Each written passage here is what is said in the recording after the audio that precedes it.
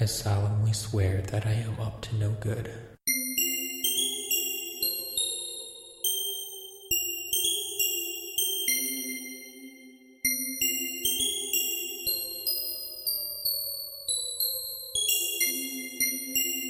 Hey everybody, welcome to episode 39 of Tales from Godric's Hollow, the world's most famous, infamous, one of the two, Harry Potter podcast, where we go through and read the series entirely, chapter by chapter, week by week, for some of us, for most of us, for the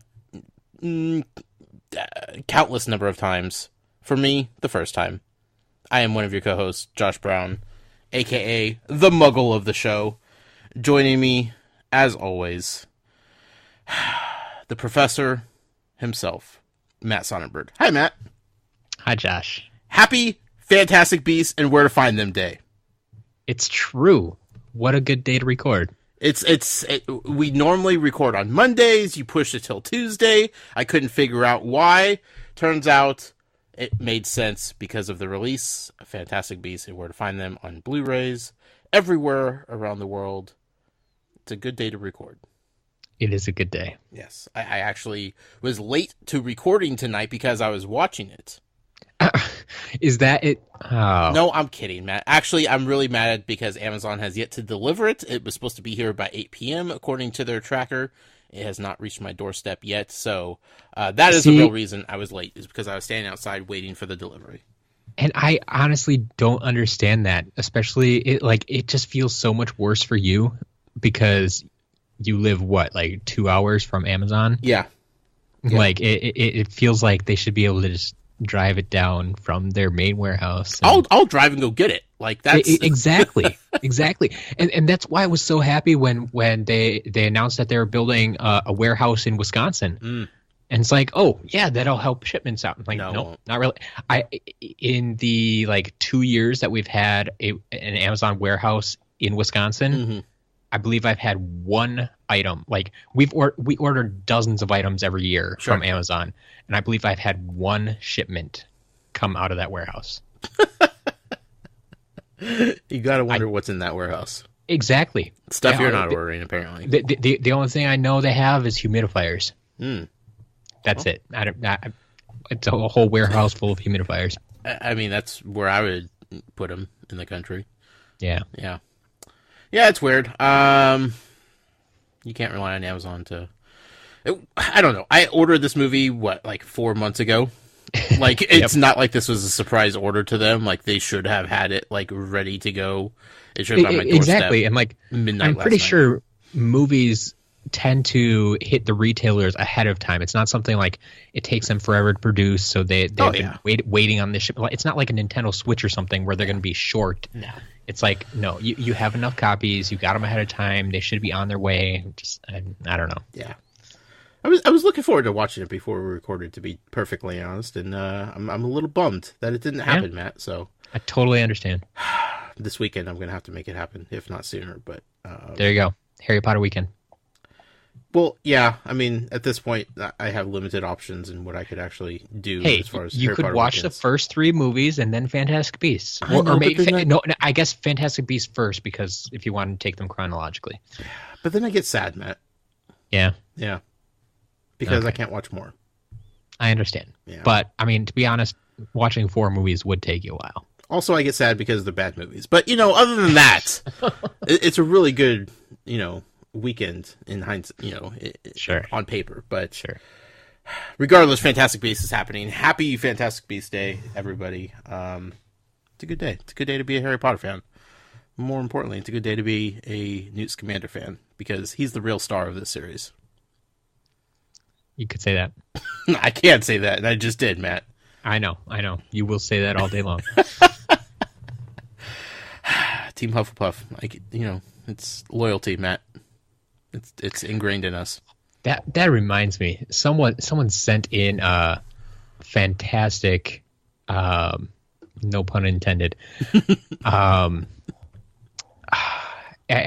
don't think they created it, but just the fact that they sent it in with their email, I was going to post that this week. I totally forgot about it. So I'm gonna have to find that image. Okay. Because it kind of characterized all of the houses. Sure. And yeah, just the way you were talking about how reminded me of it. So Right. I will definitely work on finding that. Speaking of sending things in, big thank you to our friend Kale, listener of the show, who sent you and I little care packages that we got in the mail. The owl found me just fine. And he included some really cool bookmarks in there for us. So yeah, big thank you to Kale for that. That was Thank a you lot indeed. of fun to get and a nice surprise. Yes, Josh always likes his surprise mail, I do. especially since he doesn't know how many people I've given his address to. That's the frightening part. Yep. When I asked you this week, I'm like, did you give out my address? You're like, yeah, you Yeah. said I could.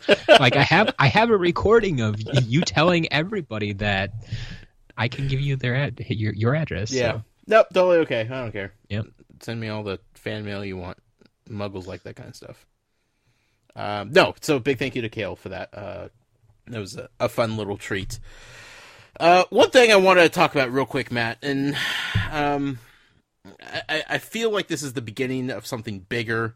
Possibly, if things go well, some sort of Butterbeer banter episode. But a little news item popped up in the last week since we last recorded that we definitely need to talk about. And I need to air some grievances, which, this podcast is pretty positive for the most part, right? Like, Yes. Other than me completely hating the movies and complaining about Slytherin nonstop, and a lot of the characters I just despise. Other than that, it's a pretty positive podcast. Yes. But I need a soapbox here for a second. Okay. Things are going to get a little rough. The seas are about to change. Not sure where you're going with this once again. Full of surprises, Matt. You are. So it was revealed within the last week. I don't remember specifically when it was. That an ice cream company has finally stepped up to the plate and is promising to deliver authentic tasting butterbeer ice cream. Okay. I did see this. Okay. Yes. Sounds great. Like anything. Now it's not officially licensed butterbeer ice cream. Let's put that out there. But they're pretty confident. Yeah, like I was surprised that they even got away with calling it butterbeer. Like Right. I thought for sure that would be off limits. Sure. Well, Because like as far as I know, the specific term butterbeer, I think J.K. made up. I've never heard that anywhere else as like a flavor of anything. no. Yeah. That's hers. But So that definitely seems like something they trademark, and I don't know. yeah, maybe not. Maybe it wasn't trademarkable. Yeah, I don't know how that legal stuff goes, but they can be weird about that. they can. But my point is, like, it's not like it doesn't seem to be the exact recipe that they use at the parks for the butterbeer flavor. Yeah. So the fact that this ice cream company is going out on the limb and calling it butterbeer and like promoting it as like Harry Potter fans are going to love this flavor of ice cream because it tastes like butterbeer. Like, that's a bold statement for them to make. Yeah. If I know anything about Harry Potter fans, which trust me, I'm still learning a lot, folks, but I've been with you long enough to know that you are a rambunctious crowd when things don't go your way. Right? You could say that, yeah. You're very devoted, you're loyal to the series, to the franchise, to the characters, to the things, to the ideas in the wizarding world. And when someone comes along and tries to mess with that, just a little bit, it doesn't go smoothly for that person trying to mess with things. Harry Potter fans are all over the place. This is a very deep well of fan support. How I missed it all these years is beyond me. Yeah, how you successfully avoided it all these years is beyond a lot of us, yeah. It's something else, Matt. Something else. So this ice cream company, bold. I like it. They're going out on a limb. They're putting their company's reputation on the line by promising this butterbeer ice cream. Now, several people tweeted at me to let me know that this was a thing, that this was announced. Yeah. I'm excited, right? I'm instantly just, yes, I'm going to go to the store as soon as that's released. Like, I've never looked forward to the release date of an ice cream before. But, the world's a funny place sometimes, and when things need to happen, Matt, you got to know specific information. Like, when is it released, and where am I going to find it? And so I start digging in. I'm like, I need to know this information because I can make my own butterbeer. It tastes great, but that flavor that you get at the parks is something special and unique. And if some ice cream company could capture that flavor in delicious ice cream, sign me up. Yeah. So I started digging around. Where am I going to buy this ice cream? Because it's not like a Dreyer's or a Breyers or what's another ice cream company? Ben & Jerry's or Baskin Robbins or Blue Bunny? Is that a... Yep. Okay. Yep, that's the thing. I don't know if I was making that up or not. It's not like a big brand that I'm familiar with. So I'm like, okay, well, I need to investigate this smaller ice cream company, and because the smaller they are, the harder it's going to be for them to live up to the promises. Sure. And start digging around on their website, and comes to find out that they are extremely small. So small, in fact, that they have a radius of which they sell their products pretty much limited to the state of Pennsylvania. Pretty close, but not entirely, I believe. It stretches out a little bit into other states, but not much. It's a small area of which that product is sold. Yeah. So I'm thinking, okay, this is 2017, the age of technology. I could probably just Amazon this, right? Like, Amazon Pantry, it's going to be at my door. I mean, with Amazon next week, for all I know, probably melted. But, I'm thinking I could order this online, even if it's just from their website specifically. I could get something.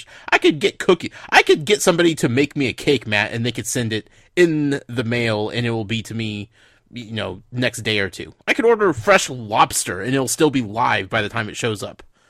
I could order Reese's peanut butter cups straight from the factory and have it show up at my doorstep. Yep. So I'm thinking, I gotta be able to buy and order and have delivered this butterbeer ice cream that I clearly need to get my hands on. Yeah. Not an option, Matt. No. They don't sell it online. No. This is a problem. This is an issue. I know a lot of people out there that have either seen this or now just hearing about it for the first time would be excited to try this butterbeer ice cream. Absolutely. I can't be the only one. Yeah. Now, when you go viral with your marketing campaign of promising authentic Harry Potter Wizarding World butterbeer flavored ice cream, you better be ready for the fans to come in droves looking for this stuff. It doesn't seem like they're capable of delivering. Well, I will say this. Yeah. I don't know. I don't remember. I looked at this site earlier this week, I know. Mm-hmm. And I saw that it was based out of Pennsylvania. It says Pennsylvania's finest on it. Right. Right. So it's going to be in Pennsylvania. Fine. I can't get it here in Wisconsin. Right. Oddly enough, I can get it down in South Carolina, apparently. Okay. Which my brother is down there, so okay. I may have to see what he can find. But I'm wondering, because I don't remember seeing this the first time I looked at the site, but can't find our products in your favorite flavor in your store? Take a minute to fill out an online form and let your store know. And so they have this form that you can fill out, and they'll contact your store manager Right. and try to get it in the store. Yeah. I looked at that for him, Matt. That Yeah. again, looks great on paper. Except when I'm scrolling through all the options, there's only one store on that list that I've ever even heard of, much less have in my area. Walmart. And I can tell you right now, the manager of my local Walmart is not going to care to carry this product because one person put in a survey saying they want it. Well, I can tell you right now, looking at that list, I know a lot more of those because I have family that lives in the South. Right. And like Food Lion, Kroger, Publix, Winn-Dixie, those are huge down south. They are like the biggest chains down there. So it's kind of sad to see that, they have it so limited, but I mean, it's wider than Pennsylvania. Yeah. But it definitely needs to, like, if you're in the U.S., you need to cover the U.S. Right. At this point. Find some way. Like, you can find some distribution company to handle the distribution for you. Yeah. If you don't want to do it yourself, you're going to be able to sell this stuff. I don't know how much it would cost to actually ship ice cream to a person's house, but I'm willing to pay that money People for this. Would pay. Yeah. When you come out with this butterbeer flavor, like you said, it basically went viral for a day or two. Mm-hmm. Like, if you're gonna make this stuff and advertise it like that, like, you just have to have a way for people to get their hands on it. Sure. Am I ordering their cookie dough ice cream from them? No. Rocky Road? Nah. I could go get that anywhere. Exactly. But their butterbeer? Okay. It's either A, they just weren't ready for this. They didn't know what they were getting into when they started this process. It might have gotten bigger than they thought, but they had to have some idea. Or B, it's not as good as they're saying it is. And that's the part that worries me, Matt. Is they're just like, we can't disappoint all these fans. We just can't even sell it to them. Well, then you shouldn't be making it in the first place. Because I highly doubt that it's as good as anyone wants it to be. No, I mean, I'm sure it'll still be fine. It'll still be good. But, like, will it be comparable to the butterbeer that you get at the Wizarding World parks? If not, you better not let it anywhere near those parks. And keeping it up in, Pennsylvania, like creeping down to South Carolina at the farthest is probably as close as it should ever get to getting close to those parks. Yeah. Because the closer you get to the parks, the more likely it is that people are going to start comparing the two. Exactly. There's going to be comparisons. Yeah. Ooh, that'd be a good video. Right. Yeah, exactly. Like, if I were to have it, I'd be like, you know what? That tastes like butterbeer from what I remember last November. Uh-huh. Or for you, but last July, June, whatever. Someone who lives in Orlando and goes there every weekend. Yeah. Yeah. Do you want to mess with those people? Maybe not. So, what I guess I'm trying to say, Matt, is if anybody's out there in Pennsylvania, we need to work something out. We have a friend in Pennsylvania. Now, getting him to do something like this may be tricky because he's... what are you talking about? He's the first one I thought of, and he would have no problem doing that. I'm just saying how busy he is, Matt. It's almost impossible to get him to do anything. He spent this afternoon Pokemon hunting. I think we can get him to hunt down some ice cream. You would think. You're right. You can ask nicely. Yeah. We need to get it done. If this works out, though, Matt, we're definitely going to have some content for this show talking about some butterbeer ice cream. Good, bad, indifferent, whatever the case is. Sounds good. I like it. But the challenge is out there to the audience as well. If you're in the Pennsylvania area or the surrounding area that has this brand of ice cream at different stores, go find out. Let us know if it's worth it. Stop me before I make some bad life decisions. Or encourage me to make some really bad life decisions, and that's ordering way too much ice cream online. All right. Okay? Yeah. Butterbeer ice cream. It's a wonderful world we live in. Now I'm hungry, and I can't stop thinking about butterbeer. This is a bad idea. Why did you let me talk about this, Matt? I didn't know where you were going with it to begin with. You don't tell me these things. It takes the fun out of it if I do. Makes it hard to stop you, too. That's true. That's true. Before we get started with the show, again, this is episode 39. We're going to be covering chapters 14 and 15?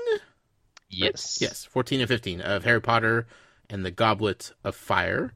Hope you all did your reading and were prepared for this episode. Before we get into that, though, we have to do something that's becoming a weekly routine for us. And you know what? It's true. It's one heck of a weekly routine. We're going to give away something nice. We are. We're going to give away a copy of Fantastic Beasts and Where to Find Them. Blu-ray, DVD, your choice.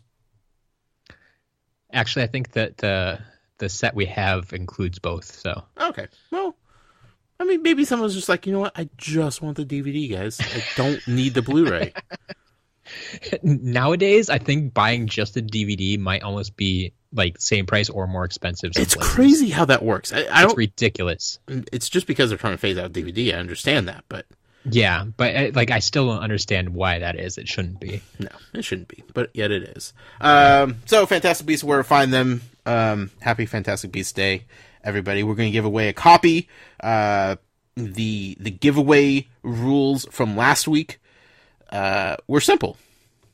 Write in an email to talesfromgodricshollow@gmail.com with a question or two, or however many you felt like, I guess. It wasn't really specific on that. For our AMA episode that we're doing. It's going to be a live Ask Me Anything style episode that we're going to be doing for our Patreon supporters. The live part is going to be for them. The recording will go up for everybody to listen to. That's happening April 9th, right? Yes. Okay. Yes. April 9th, 5 p.m. Pacific time. Matt, everybody knows we're on the West Coast time. Everybody is just automatically Everybody knows thinking, you are on the West Coast time. everybody is already tuned in to my time zone. I can feel it, Matt. Okay. Even our headmistress, Mel B. She's over there. She doesn't even know what day it is anymore because she's on Pacific Standard Time. And that's a whole nother can of worms that is just messing her up on a daily basis. Yeah, because if she's on Pacific time, she'd be a day behind everybody else she's living with. A day behind or a day ahead? How does this work? Well, she's a day ahead, so if she's on Pacific time, she'd be behind. True. Man, that's making my head hurt. Yep. Don't think about it. Whew. Man, remember Mel B, I'm sorry. They're sleeping right now. It's all good. Well, maybe. I don't even know anymore. Where was I going with this? Oh, yeah, our AMA episode, April 9th. It's going to be live for our Patreon supporters. Again, everybody else will get it on their normal podcast feeds after that. So for the giveaway, we asked everybody to be early birds in writing in questions that they want answered on this show. Anybody that wrote in to talesfromgodricshollow@gmail.com with questions for that episode within this last week got entered to win this fantastic prize of Fantastic Beasts. You got it. Simple as that. So, we get to pick a winner, Matt. We get to pick a winner. And this week, we have... Just double count these. Yeah, 10 entries. 10 entries, huh? So I need your magic number. Let's see. What do the tea leaves say this week, Matt? Oh, boy. Treylani better be right on this. There's going to be 2 of us doing the AMA episode. It's true. 9. Okay. Well, not where I was expecting that to go, but there's 2 of us, so 9. Sorry, the tea leaves swirled around one last time. Well, that means the winner is Brady James. Brady James, congratulations. Brady will be getting a hold of you, or you can get a hold of us, however you want to do it. Yep. And we'll get that Fantastic Beast sent out to you. Fantastic, as they say. How are the questions looking, Matt? You skimmed over them. Are we going to have a fun episode? I did. I think it should be pretty fun. Okay. I'm excited. I would definitely encourage more questions. Yes. But yeah, the ones that have come in so far, I think we can have some fun with. Yes. Preferably if you could get all your questions in before the 9th. So let's say April 8th is the deadline. That would still got plenty of time to get them in, but the earlier the better. Yeah. You're not going to be entered for a prize, but you're definitely going to help make the show even more special than it already is going to be. Be a part of the show, find out more about us, your favorite hosts on the podcast services around the world, and, join in on the fun. talesfromgodricshollow@gmail.com. Also, please send those emails in separate than your normal emails that you would send to us on a weekly basis. Just easier for Matt to sort out and keep aside ready for bigger and better things. I will say everybody has been doing good job of that. So thank you. We have a pretty good audience. They need a little guidance from me every once in a while, but once I lay down the rules for them, pretty good students over here. Yep. Yeah. They know. They don't want to mess with them. Behind my back, though, it's just chaos. And for the episode, there's a very, very, very, not this episode, the AMA episode. Okay. There's a very strong, we're talking like 95% chance at this point, that we are going to have someone help moderate the show for us. Ask us the questions. Push us on the topics that we may be closing up about and not answering to the fullest potential. So that will be fun. That will be fun. To have somebody lead us along in conversation and get the best answers they possibly can out of us. So just to spice up the show even a little bit more, that's where we're at with that. So awesome. Yep. Okay. We will have another giveaway at the end of the episode. Stay tuned to find out what we're giving away, what the rules this week are going to be for. That will be at the end, as always. So stick around for that. But we have to do what the people came to listen to, Matt. It's true. Let's talk about Harry Potter and the Goblet of Fire, chapters 14 and 15. Let's do it. Chapter 14, The Unforgivable Curses. And unfortunately, we don't have any new characters in this chapter, so dive right in. Thank goodness. You can only get so many new characters thrown at you week in and week out. This is good. This is the comfort feeling of just like, I don't have to remember anything new. I could just keep learning more about the things I already know and enjoy. Exactly. We're just expanding for you. Okay, I'm going to say this, Matt. Last week, some of my favorite chapters of all time. Yes. This week, strong follow-up. Awesome. Yeah. Not the best.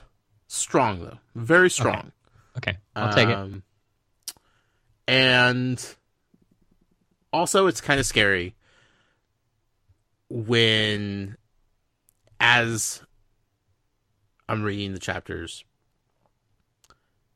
I get deja vu flashbacks of things I said the previous week coming to fruition. Yep. It's ridiculous. Typically Tuesday going into Wednesday when the bulk of our listeners are listening to the new episode. Mm-hmm. The past month has just been almost nonstop. It's like, how does he do it? How did he guess that? Every episode, man. Yeah. Well, this episode is going to be no different, I'm sure. Yep. Unforgivable Curses. Okay, going into this, just the title alone, this is bad news. Sounds that way. This is going to be a bumpy ride. I feel like, First. Yep. Activism seems to be a big part of this book. You could definitely say that. Yes. I'm starting to get some weird vibes about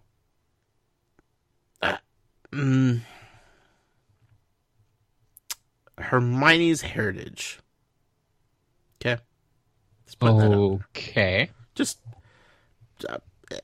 I'm not going to go into it further than that. I'm just saying, I'm keeping my eye on her. Okay. And her family lineage here. That could be an interesting path. Could be. Where I'm going with this, though, is she's all about elf rights and other creatures, the safety of other creatures. The chapter pretty much starts off with Neville being punished to disembowel horned frogs. And I don't know what exactly that's doing. Is that building character? Is it just to gross him out? Is it just to keep him busy? Like, what's the purpose of disemboweling horned frogs? Well, yeah, that I just noted that they have some of the strangest detentions ever. Like, I don't know about you. Like, I never personally had a detention in high school. Me either. But I know how it was run. I mean, you see it on TV and in the movies and stuff too. Sure. Yeah. Generally, it's kids sitting in a classroom doing nothing or homework or something like that. Right. Like, I watched Saved by the Bell. I know how this goes. Sure. But here, like, the detentions, I mean, they really make use of the kids. Yeah. I guess you could say. Like, Hagrid took them into the forest to take care of, or to find the unicorn. Mm-hmm. I think, was it Ron once had to, like, shine up all the trophies in the trophy room? While he's barfing up slugs, mind you. Yep. Yeah. Yep. Mm-hmm. And, now we see Neville, who had to disembowel a barrel full of horned toads. Right. So, like, The forest task, I understand. Sure. The trophy room, I mean, it doesn't really need to be done. Like they said, it could have been done with magic. Right. One teachers could have just shined that place up. That's fine. So I could see that as, like, character building. Fine. This one, I at least like to think that the bowels of the horned toads must be, like, used for some potion or something. That's what I thought. That they're at least going to be used as an ingredient for something that down the road, it's like some teacher requested these. Yes. And so instead of doing it themselves, they're going to have some kid in detention do it. Sure. That makes more sense. 100%. But it's never explained that way. No. And that's all it needed was just, like, one sentence. Just, like, bowels of horned frogs are, a sought-after ingredient in this specific potion. And whatever, like, give me a reason why these horned toads are getting disemboweled. Other than that, it's just kind of gross and cruel. Sure. Without context as to why they're doing it. It's just a punishment for Neville. But what about these poor horned toads? Yeah.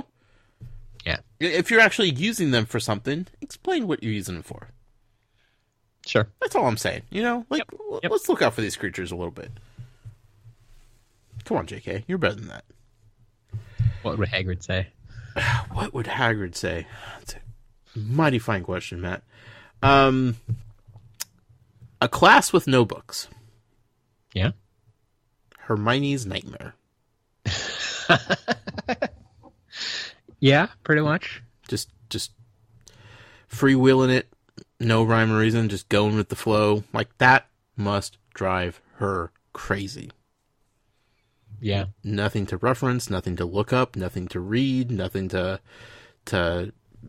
consume. Just flying by the seat of your pants. That is not the Hermione I know. Yeah. She must have been freaking out, Matt. Freaking out. But we're in Mad-Eye Moody's class for the first time. We are. This is going to be exciting. It should be. I had to stop Mad-Eye real quick, though. Because I'm like, hold up, old fella. We need to talk about something here. Red caps and kappas. Yeah. What in the world are those? Because I am 100% sure we have never covered that in 3 years of Hogwarts. According to him, the students have already covered this, even though they're well behind in everything else, like these are part of the creatures that they've come across. I don't remember red caps and kappas. I don't know what those are, Matt. I'm pretty sure they've at least been. I think they were mentioned briefly last book. I think at least the red caps. I don't know that we had like specific class lessons, but I think at a minimum they were, I think, mentioned in the as part of Lupin's like final exam that he gave him, where it was like the obstacle course type of thing. Okay. And they went through a bunch of different things because, the Kappas were the ones that lure their prey into the bogs with the light. Okay, I vaguely remember that. You kind of remember talking about that. Those, yeah, I definitely don't remember the name though. Yeah, the red caps, I don't remember exactly. Oh, they were definitely mentioned.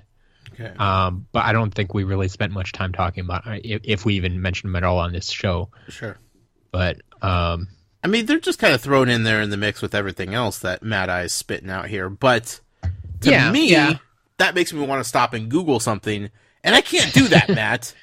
I understand, and I'm not sure if this is JK at this point, kind of wanting to reiterate creatures she's mentioned briefly before, and it's like, oh yeah, we did talk about these, because like a lot of the other ones, like the boggart or something, she brought up multiple times already.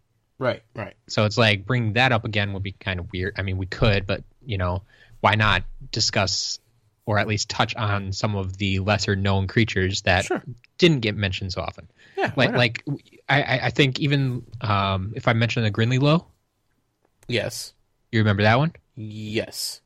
I mean, because I'm pretty sure that was already mentioned 2 or 3 times. Right. So. It's just upsetting, Matt. There's just so many creatures I want to know about that I am deathly afraid to look up. That's not fair. We'll work on that. Yeah.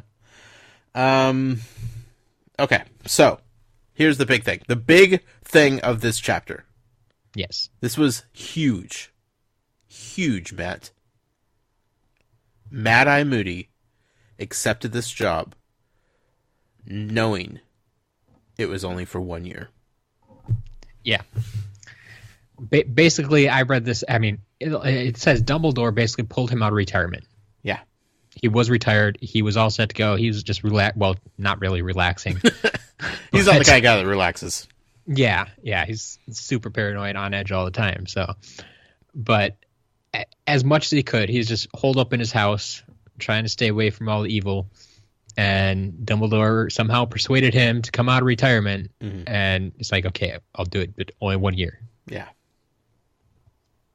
I'm so excited. It's a 1 year thing, Matt. Like we don't need to go the entire book of me predicting that it's only going to be 1 year and how is the professor going to leave at the end of the year and what's going to be the exit. We already know. I'm already on to book 5 at this point in my head. Like, who's the next teacher? Now the question is, does JK switch it up? And no. Oh, he's only going to be here 1 year. Get out of here. No. Never mind. He's here 2 years. Not a chance. You sure? This is a one and done position, Matt. All right. Mad Eye's out of there. He just goes back to retirement? Well, I'm not saying that. There might be some twists and turns as far as like how he actually exits Hogwarts. But he's going in. This is a 1 year thing. All right. He's out. He knows it. I mean, I guess that's good. A good mentality for him. Yeah, probably, especially with what he's teaching. He doesn't have to worry about longevity or keeping his job or looking over his shoulder at Snape trying to steal it. What he's teaching is what he's done his entire life. Right. So it's second nature to him. Yeah, pretty much. And this is a big thing that he's teaching. There's a reason he was brought out of retirement, and I feel like this guy might be one of the best at these unforgivable curses. Well, yeah, it's an interesting case. I think if, like you said, these unforgivable curses kind of seem like a big reason he might have been brought in. Yes, I'll give you that. Yeah. But I think the bigger thing that we see is that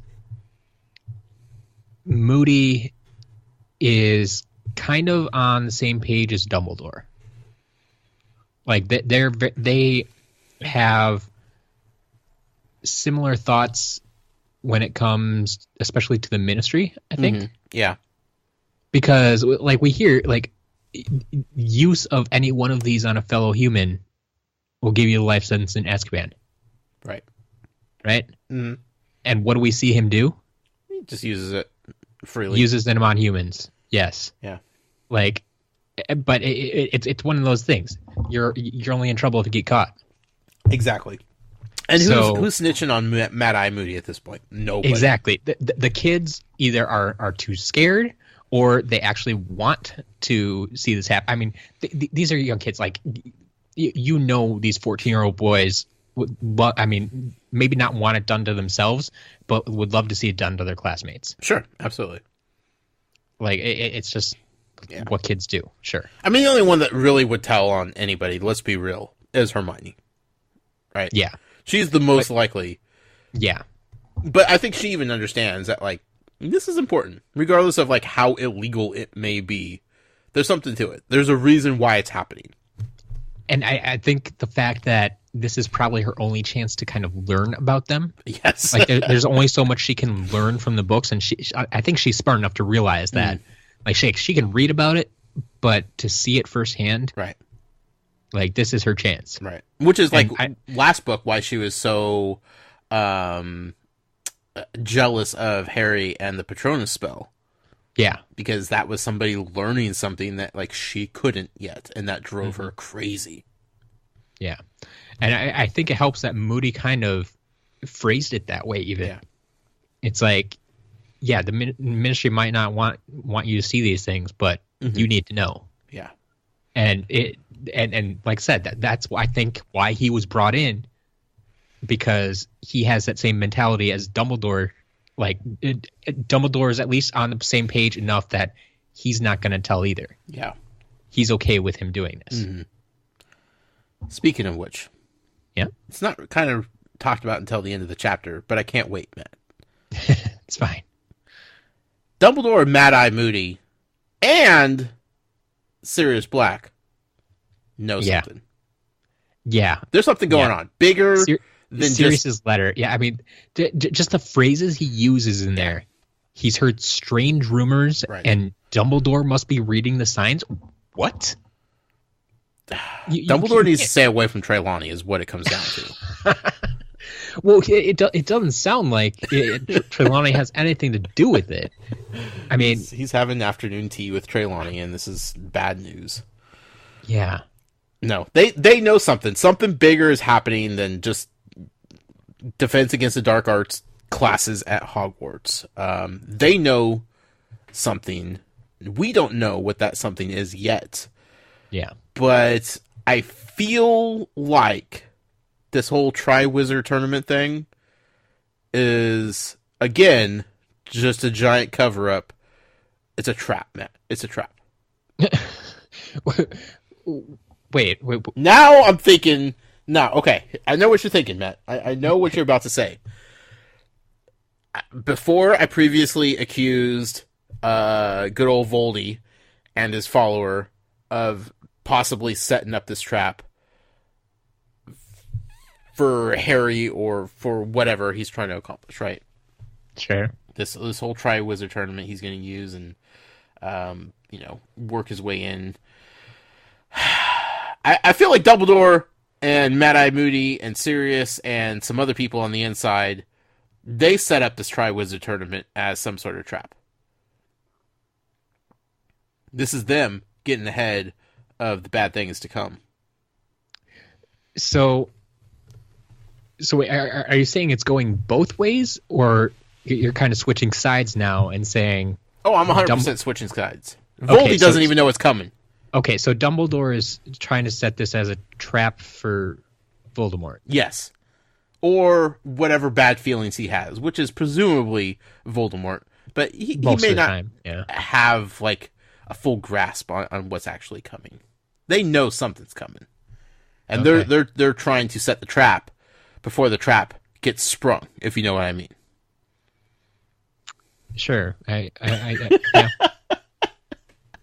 No, I think I see where you're going. It's a whole mess, Matt. There's a lot of gears working in the background here.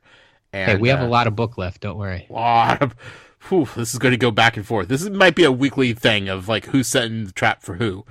But this week it definitely feels like Team Dumbledore is one step ahead. All right. Just saying. Anyway, what I'm trying to say is Dumbledore is a pretty smart dude. As much as I may question that at times. Yep. Now, I've never questioned his intelligence. I just question his choices. Yeah. His decisions. Yep. Mad-Eye, he's a wild card, but I don't feel like Dumbledore would just bring somebody like this out of retirement to teach a standard basic class at Hogwarts without purpose, without reason. Yeah, it feels like he selected him specifically. Yeah. Now, there's a reason he went after him. He probably got hundreds of applications, most of which were probably from Snape. And he poured through them all, and he gave them all their just due, and maybe he even had some interviews just to make it look on the up and up, right? But in his heart of hearts, he knew who he needed to get to teach this class. And not just teach the class, but teach specific things during the course of this course for this year. Someone who would be willing to teach certain things. Right.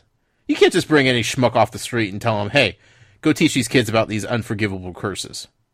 That's not going to roll, you know? Well, and can you imagine if he gave Snape the go-ahead to use these curses on the kids? This book would be done in 4 books. Or the series would be done in 4 books. That'd be it. Yeah. It'd be the end of Harry. Yeah. Gone. Don't think that works. No. So, also, Mad-Eye is just crazy enough to walk into a school and not care about anything that's already established because he knows he's there to do one thing and one thing only. Yep. Right? Like, he's turning kids into ferrets and bouncing them off the ceiling, and you know he walked in and asserted himself as the alpha male of Hogwarts. Yeah, I mean he already knew going in that he was doing Dumbledore a huge favor. Yeah, and if you're doing Dumbledore a favor, like you kind of have a free reign. Yeah. Like no one's gonna say no to what Dumbledore says, and Dumbledore kind of is gonna let it go, right? Because he needs this guy here. And he's not trying to take over Hogwarts. He's not trying to get away with anything. He's not going to listen to other people trying to tell him what to do. He's going to do things his way. He's too old. He's too crazy to care about that sort of stuff. He's not here to play games. He's just here to do a job, a favor for Dumbledore.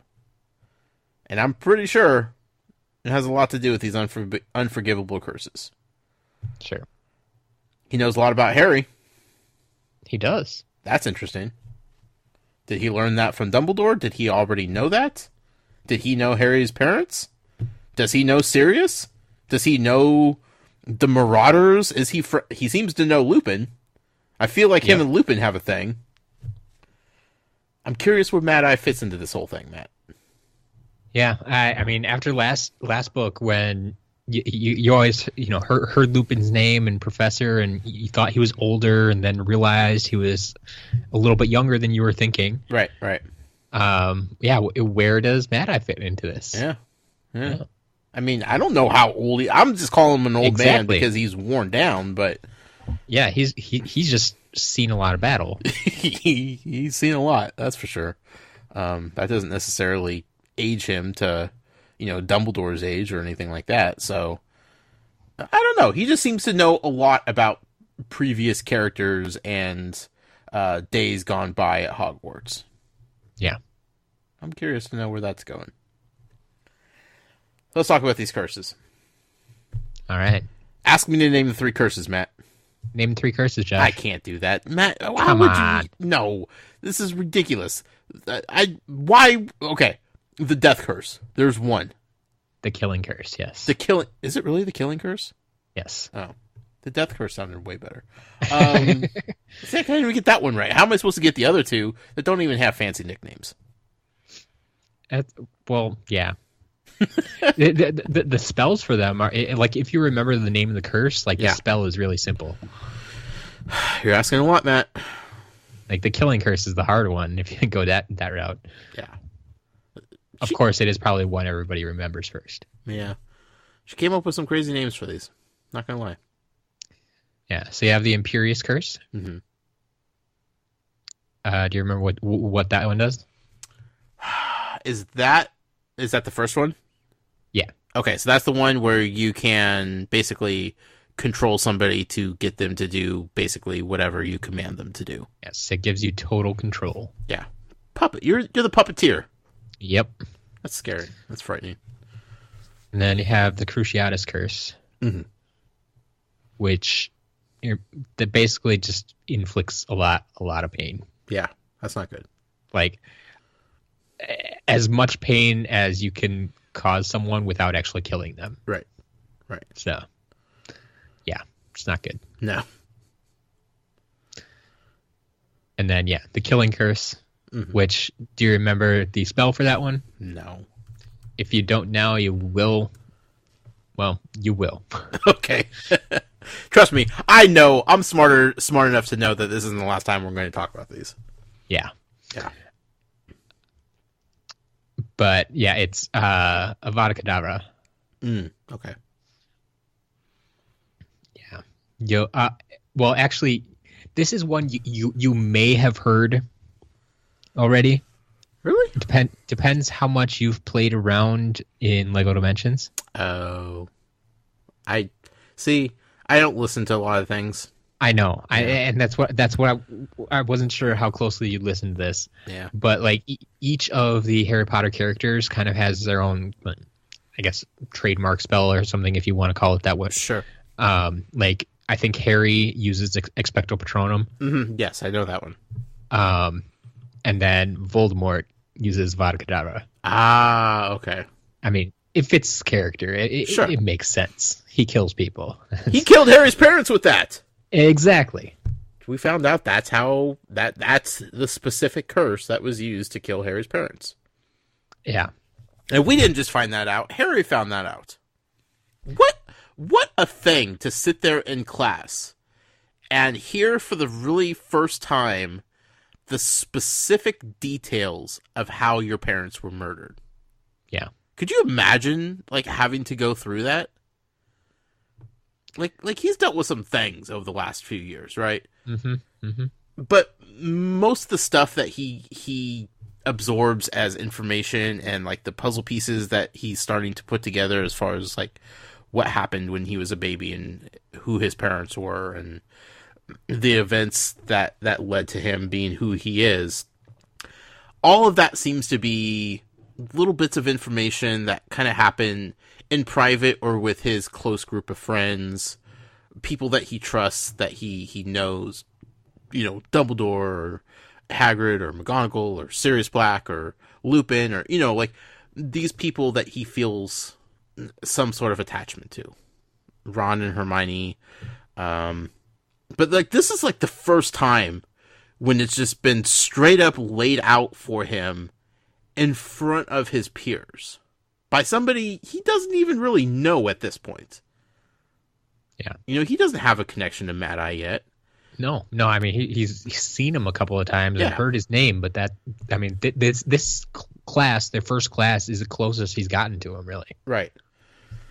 So for this new guy to walk in and just kind of throw this information out at Harry as if it's common knowledge to everybody, like that kind of took me back as a reader. Like, wow, that's bold and brash and kind of harsh for Mad Eye to do. Now, Mad Eye doesn't seem like he's the type of guy to worry about other people's feelings. Exactly. He's not one to really care about tact at all. No. He just he's just kind of putting out there like as fact. It's like, yeah this happened. Right. What are you going to do about it? But it's one thing for him just to say, or talk about the death or the incident or whatever, in general terms, but to like not only specifically explain the curse and how it happened and what it did to them, but for Harry to actually see it happen to another living thing.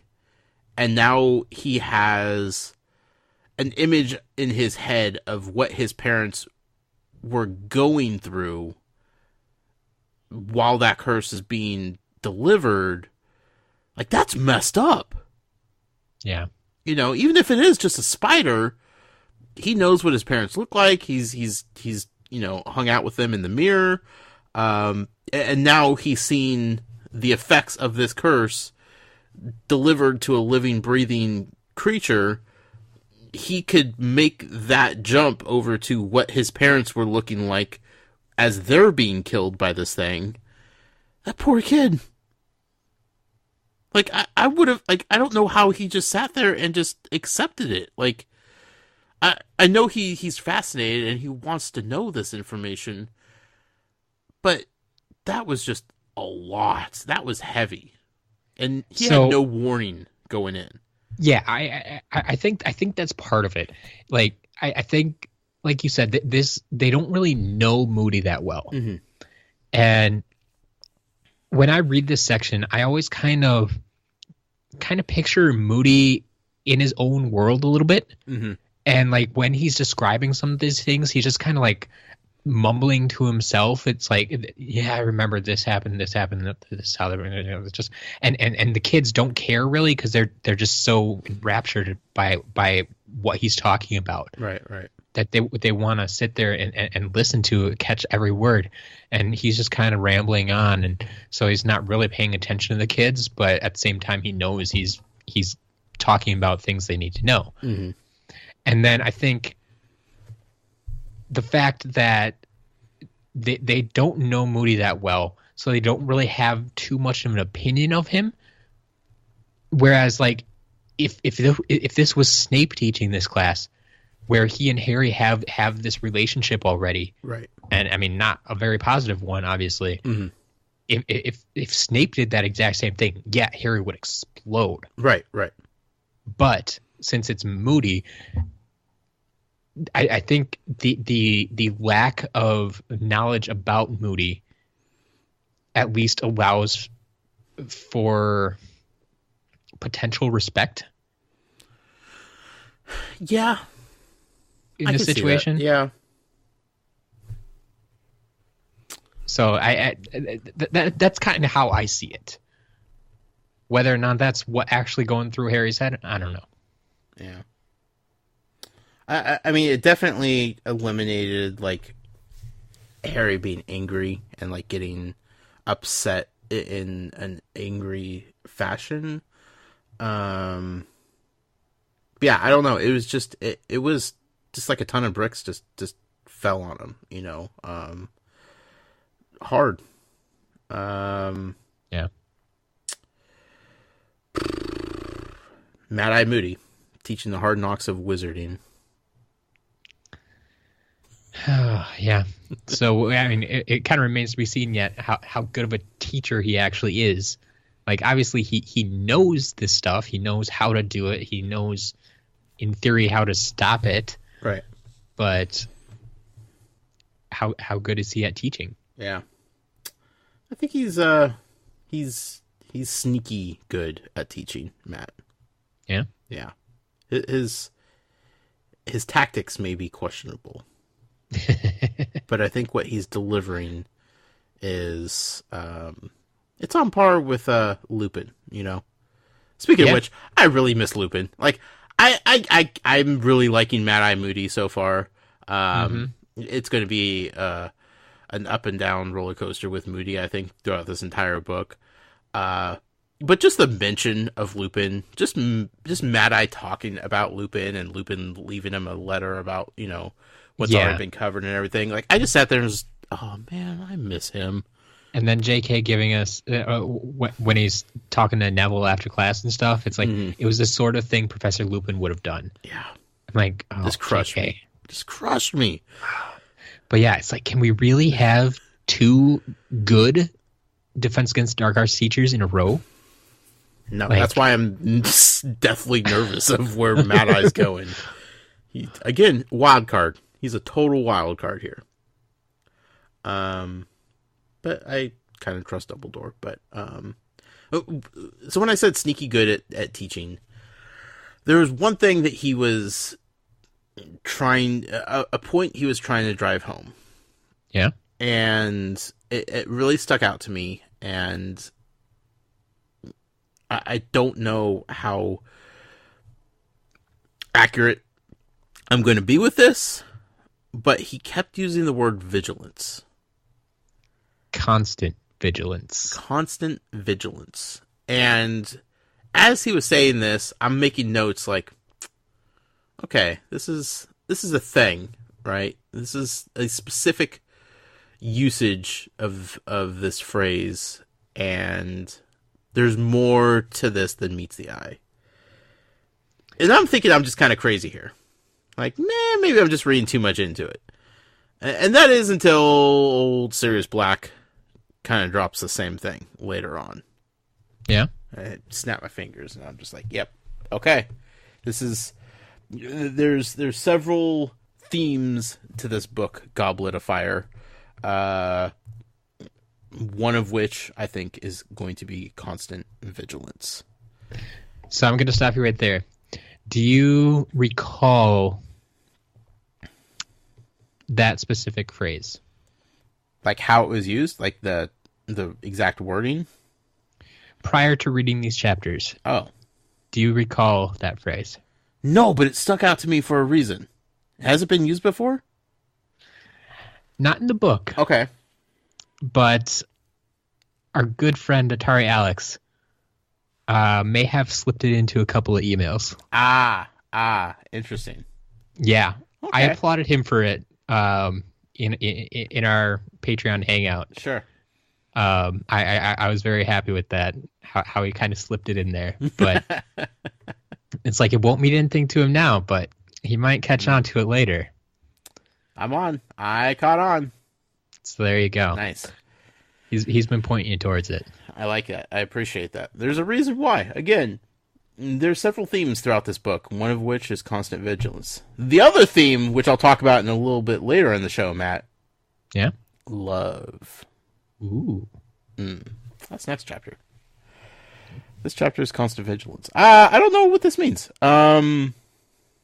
What it means long term, how it's going to actually play out, but yeah, I'm catching what Moody's throwing down here. All right. Here's another observation of mine. Yeah.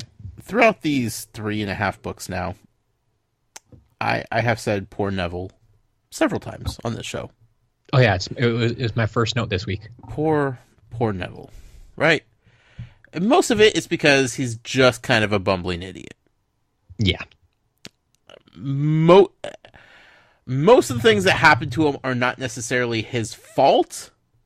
Yeah, and that's what's so unfortunate is like he's trying so hard. Right. He wants to live up to his family name, I guess you could say. Yeah.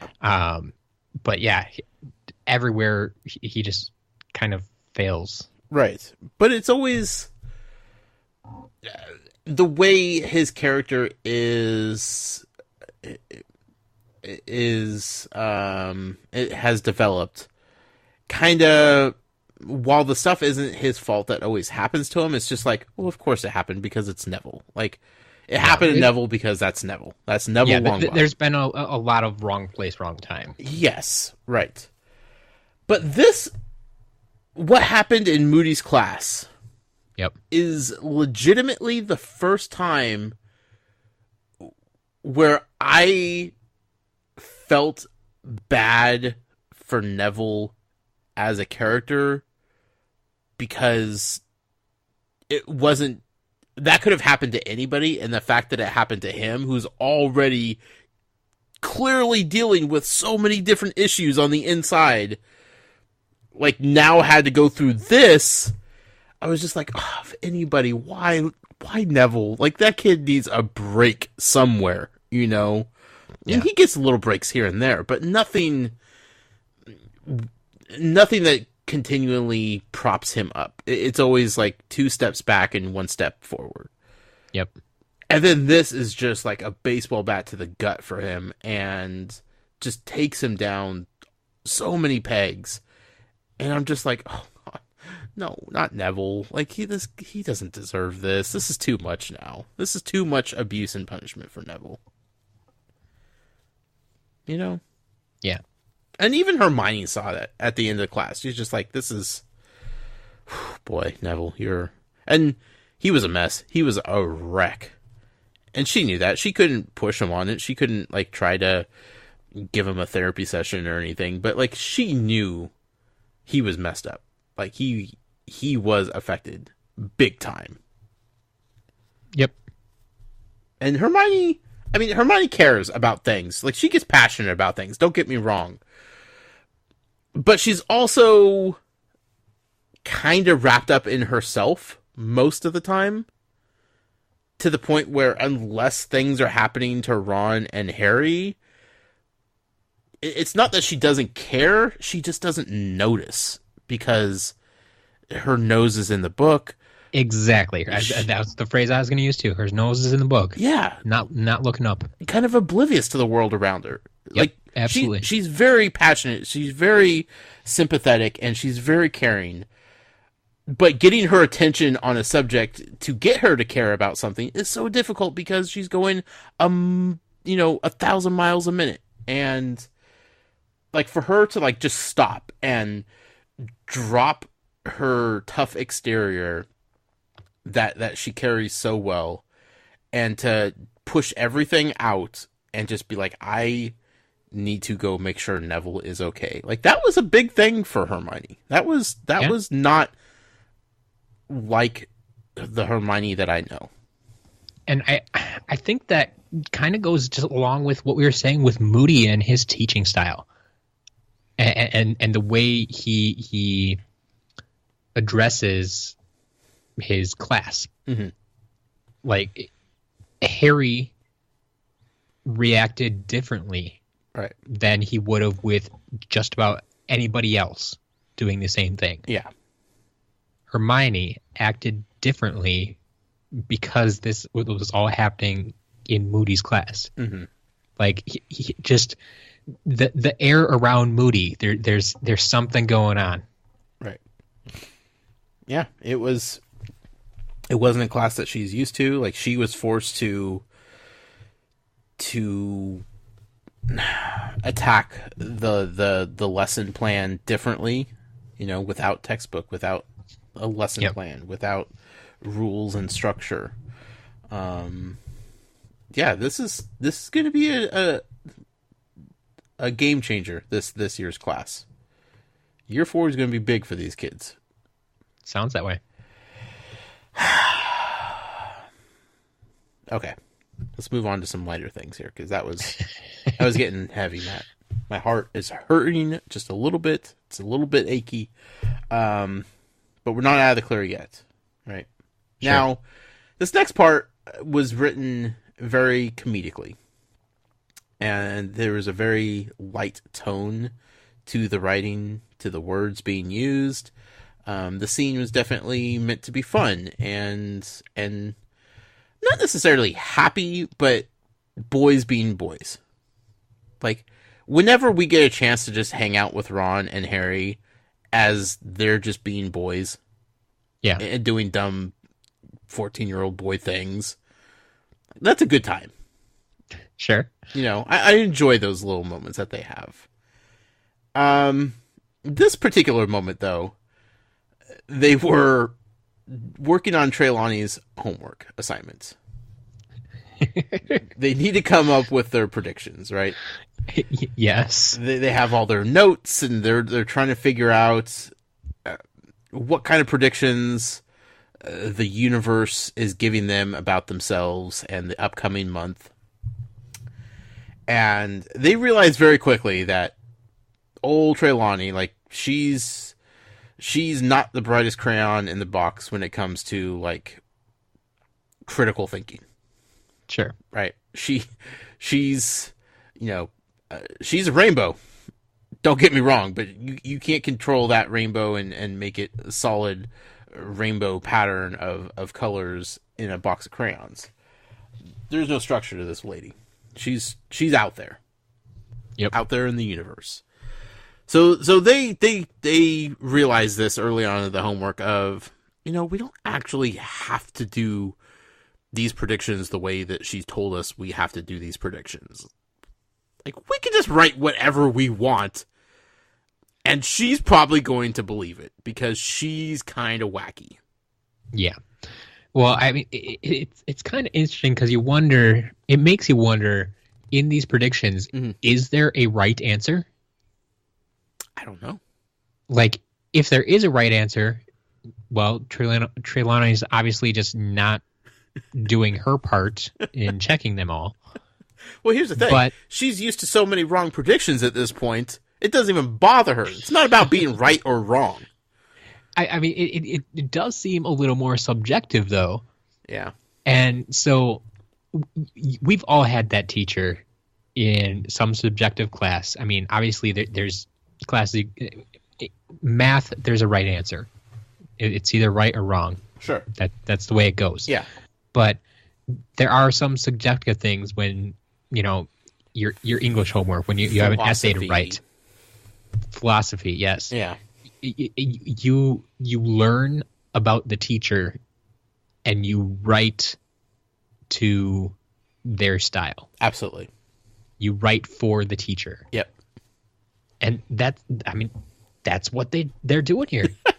They're writing for the teacher. Yeah. They weren't just giving predictions. They're throwing in, like, the different planets and, like, all the different forces of nature that are contributing to these predictions. Oh, yeah. And yeah, they figured out the style in which it needed to be worded. Yeah. But then just fill in the blanks. Right. Like you're doing a Mad Libs or something. Exactly. Like a Mad Libs. It was like Trelawney's Mad Libs. So it was written very fun. Like, I was enjoying the whole process of them trying to not only come up with the best predictions or worst predictions, if however you want to look at it, but, like, they were trying to one up each other. Yep. They were trying to play off of each other's predictions. Like, I'm going to lose a fight. Well, you're going to lose money because you bet on me to win that fight. Exactly. It was Ron. It was classic Ron and Harry, and I loved that. Right. It was fun. It was entertaining. And then I stopped, Matt. I stopped dead in my tracks. Yeah? I don't know why, but I have a really, really bad feeling about the predictions that Harry's making.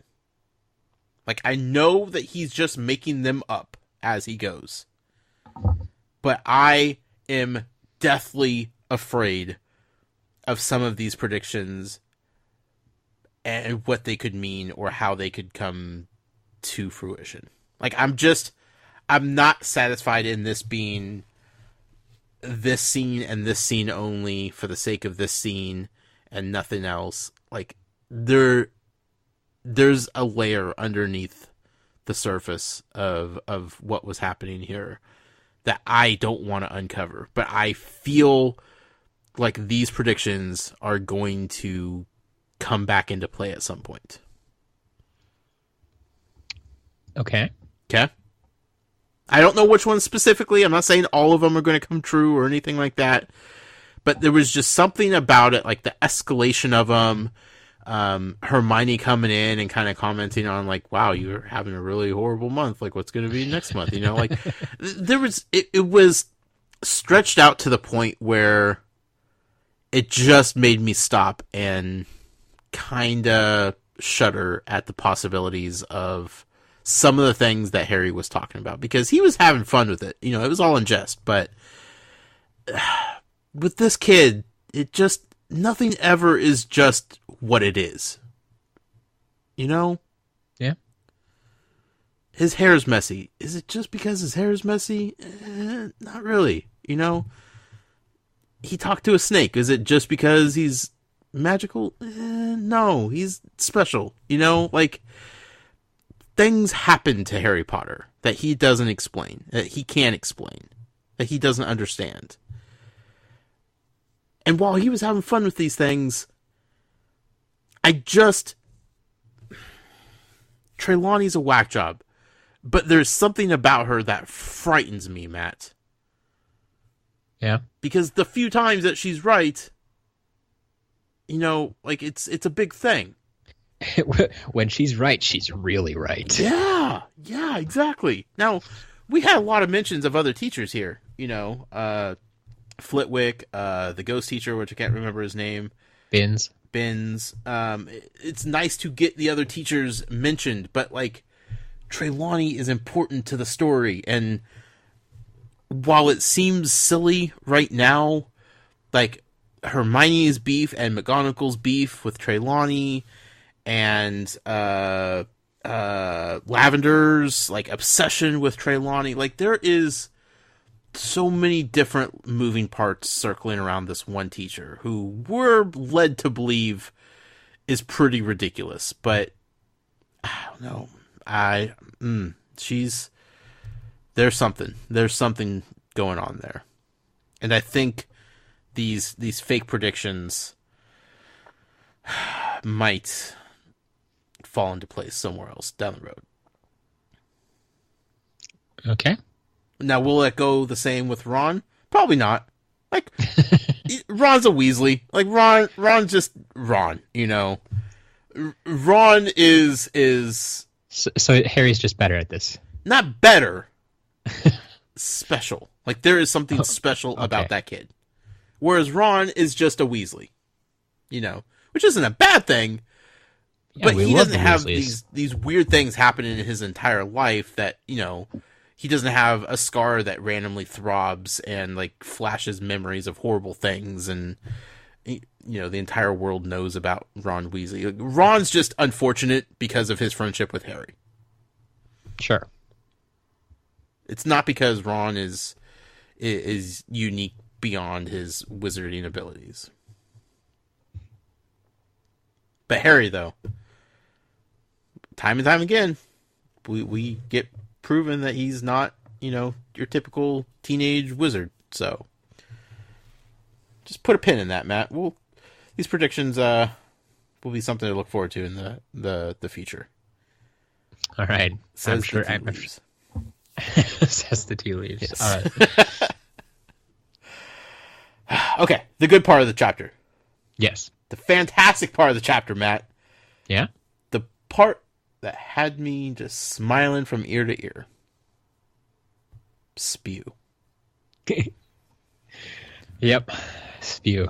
Hermione is the most fascinating she is quickly becoming, I don't know, maybe it's because of her weird story arc that she had in the last book, but her character development in this book is so charming, and I'm this girl is so fascinating, and this spew thing that she comes up with, Society for Promotion of Elfish Welfare, it's the most Hermione thing that Hermione could possibly do.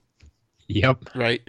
It's not even that she made this group to help with elf rights, house elf rights. But she went as far as to make badges, and she's collecting money and donations, and she's assigning Harry and Ron positions of treasurer and secretary, and yeah, because this is what she knows. This is how change happens. Starts with a button. Yeah, she's something else, Matt. I adore this girl. She's cracks passionate. Me up. passionate. So Ron's trying to explain to her, Hermione, you're ridiculous. They're house elves. They love it. Like, he's going into this whole thing, right? Which isn't the first time that she's heard all this. But he's, like, making a stand now of just like, Hermione, you need to stop. You're being ridiculous. This has gone too far now. You're wasting your time. He's just going on and on and on.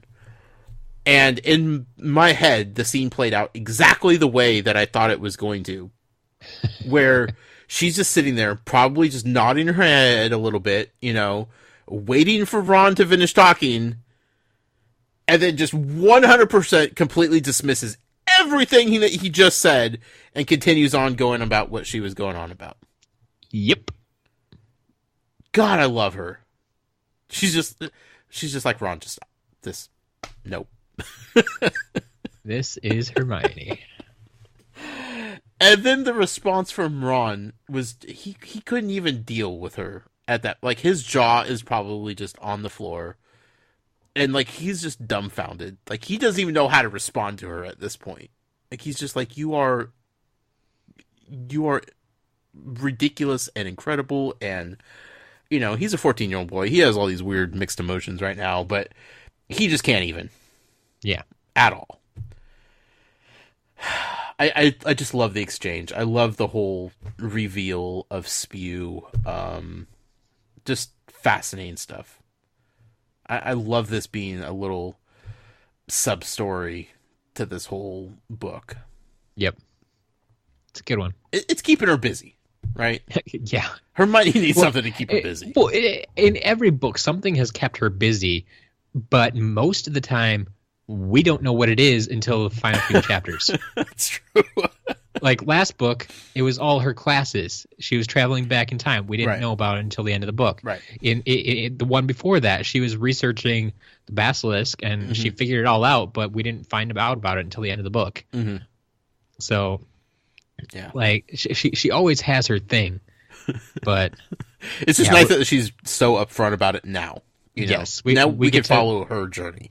Exactly. We get to find out a little bit more about it and figure out where she's going with this thing. Which, honestly, this is what I was missing from last book with her. I said show and show again where she was just in a weird place. I didn't understand what was going on with her.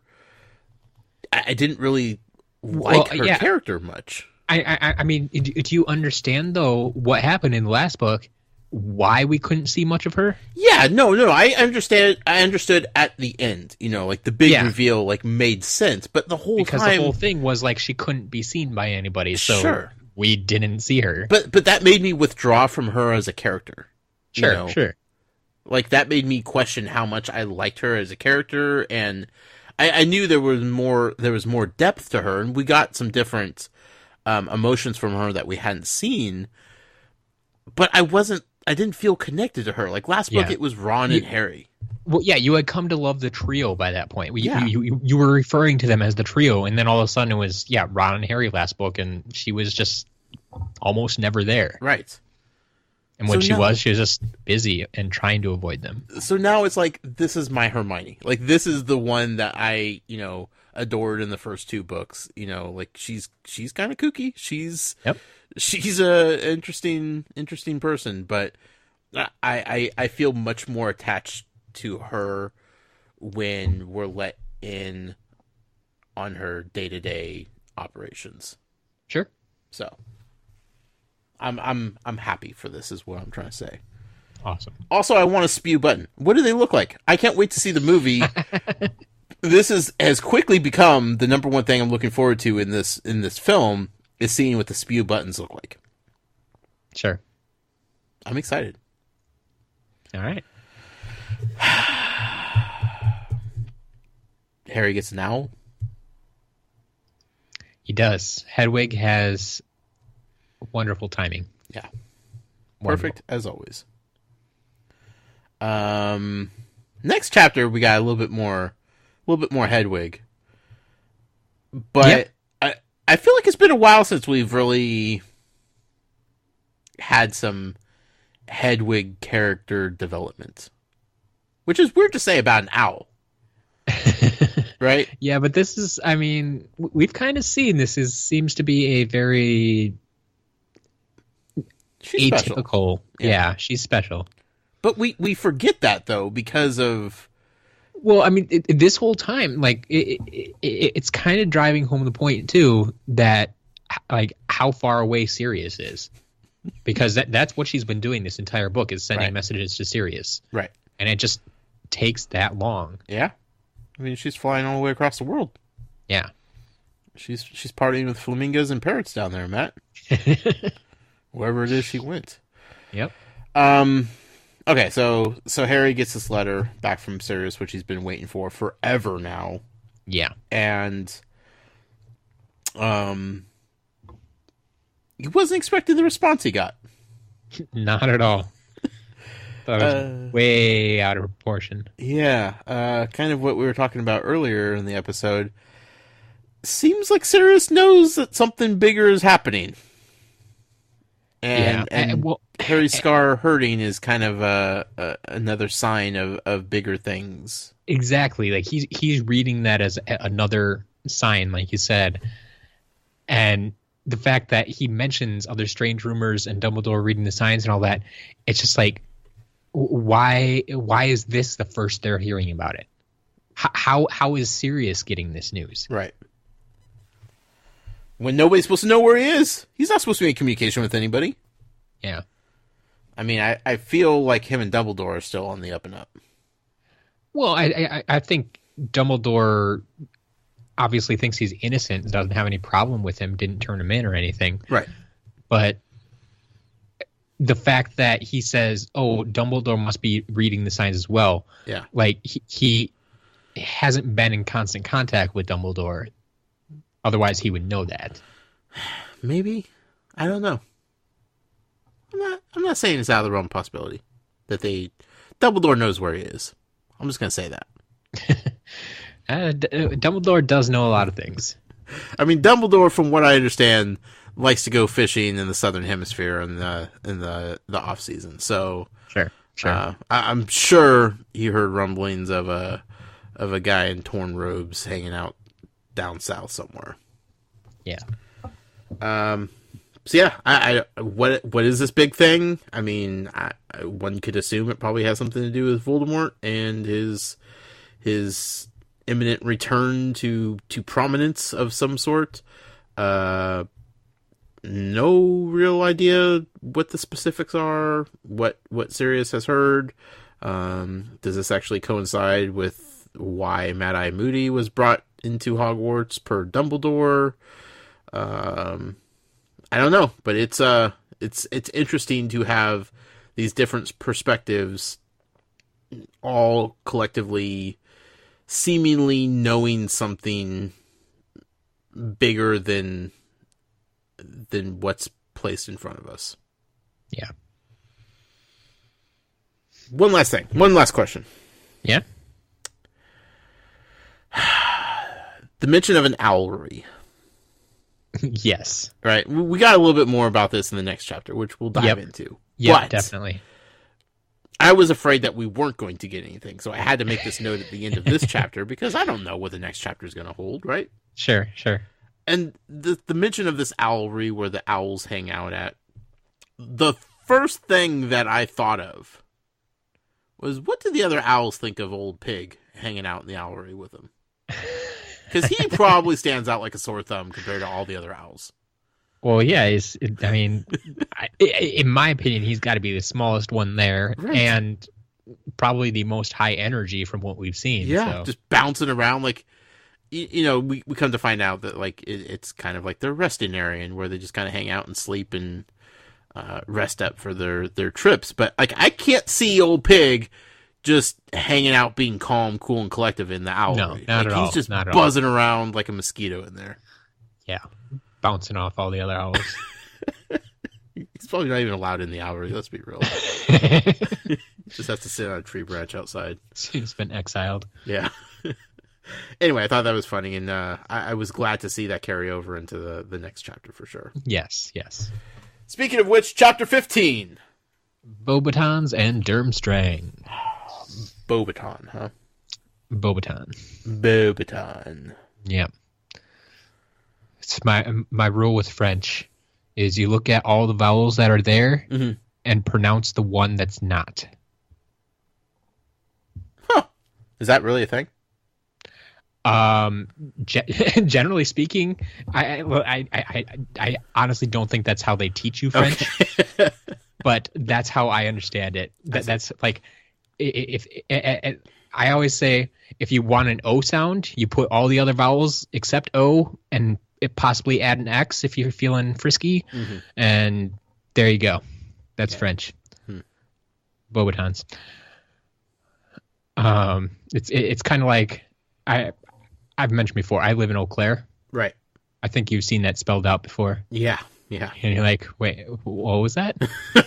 There was way too many letters in this. Yeah, that's what I'm telling you. It's French. Yeah. Let's just spell things phonetically. Yeah.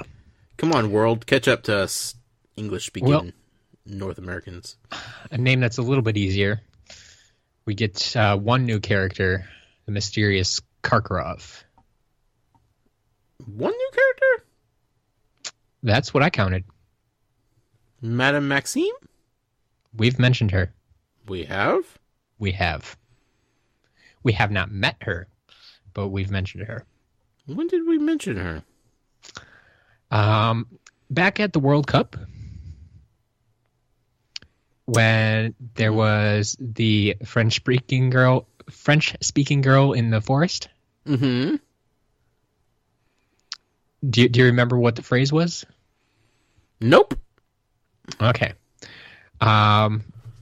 So I know I have it in here somewhere because I wanted to make a note of it. So we will use a handy search feature. And the translation of the French phrase is, "Where is Madame Maxime? We lost her." Okay. Yeah.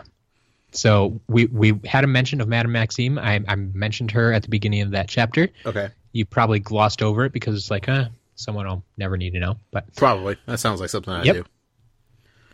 But we knew nothing about her at this point. Correct. Okay. It felt Back new then, to me, Matt. Yeah, back then it was just a name drop.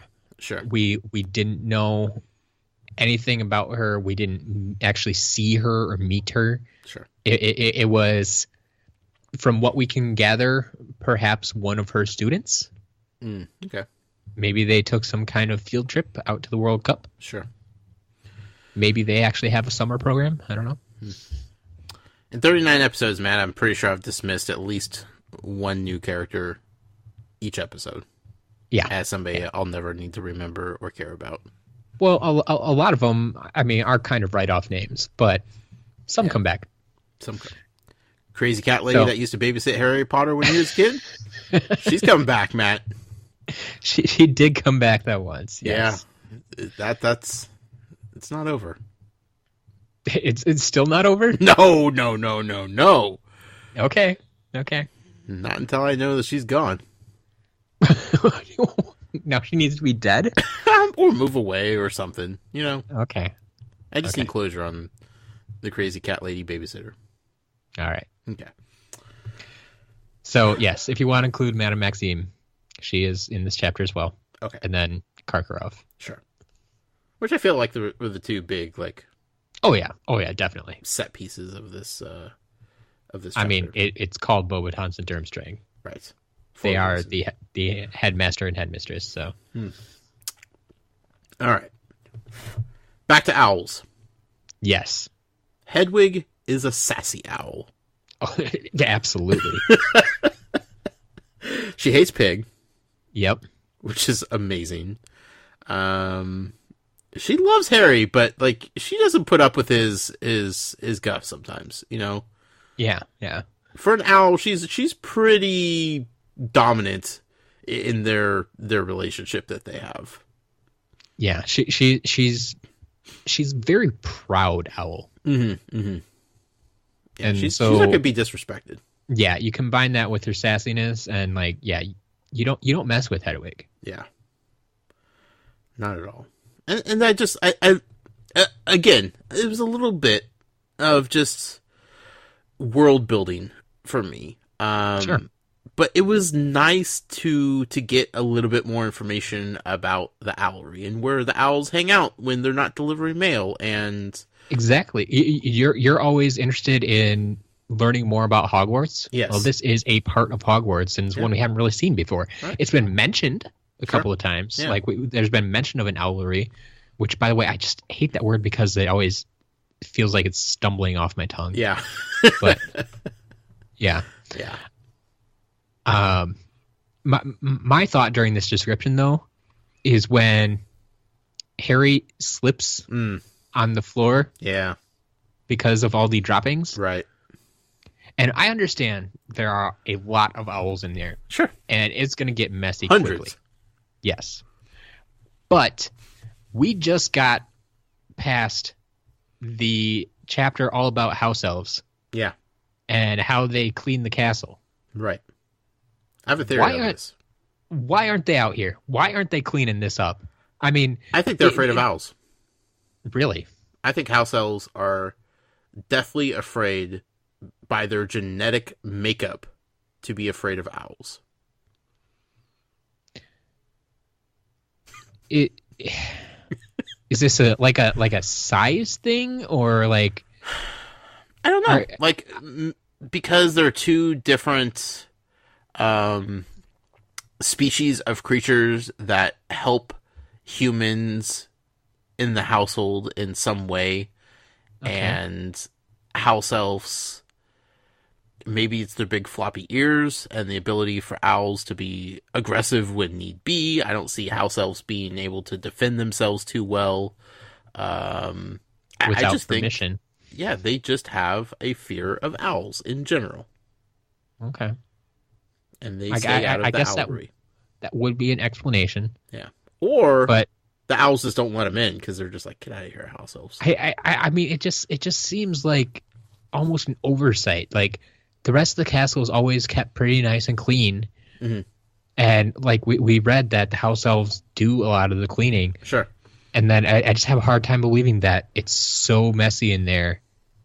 Well, that maybe it's just not part of the house elf code to do things that benefit anything other than the homeowners, the families that they are enslaved to. You know, like, I mean, to be we'll perfectly clean honest, your rooms, but we're not going to clean up after your pets. Yeah, I wonder how often the owlery actually gets visited too. Yeah, that's true. I mean, I guess even let's just say, okay, owls are nocturnal, right? We know that.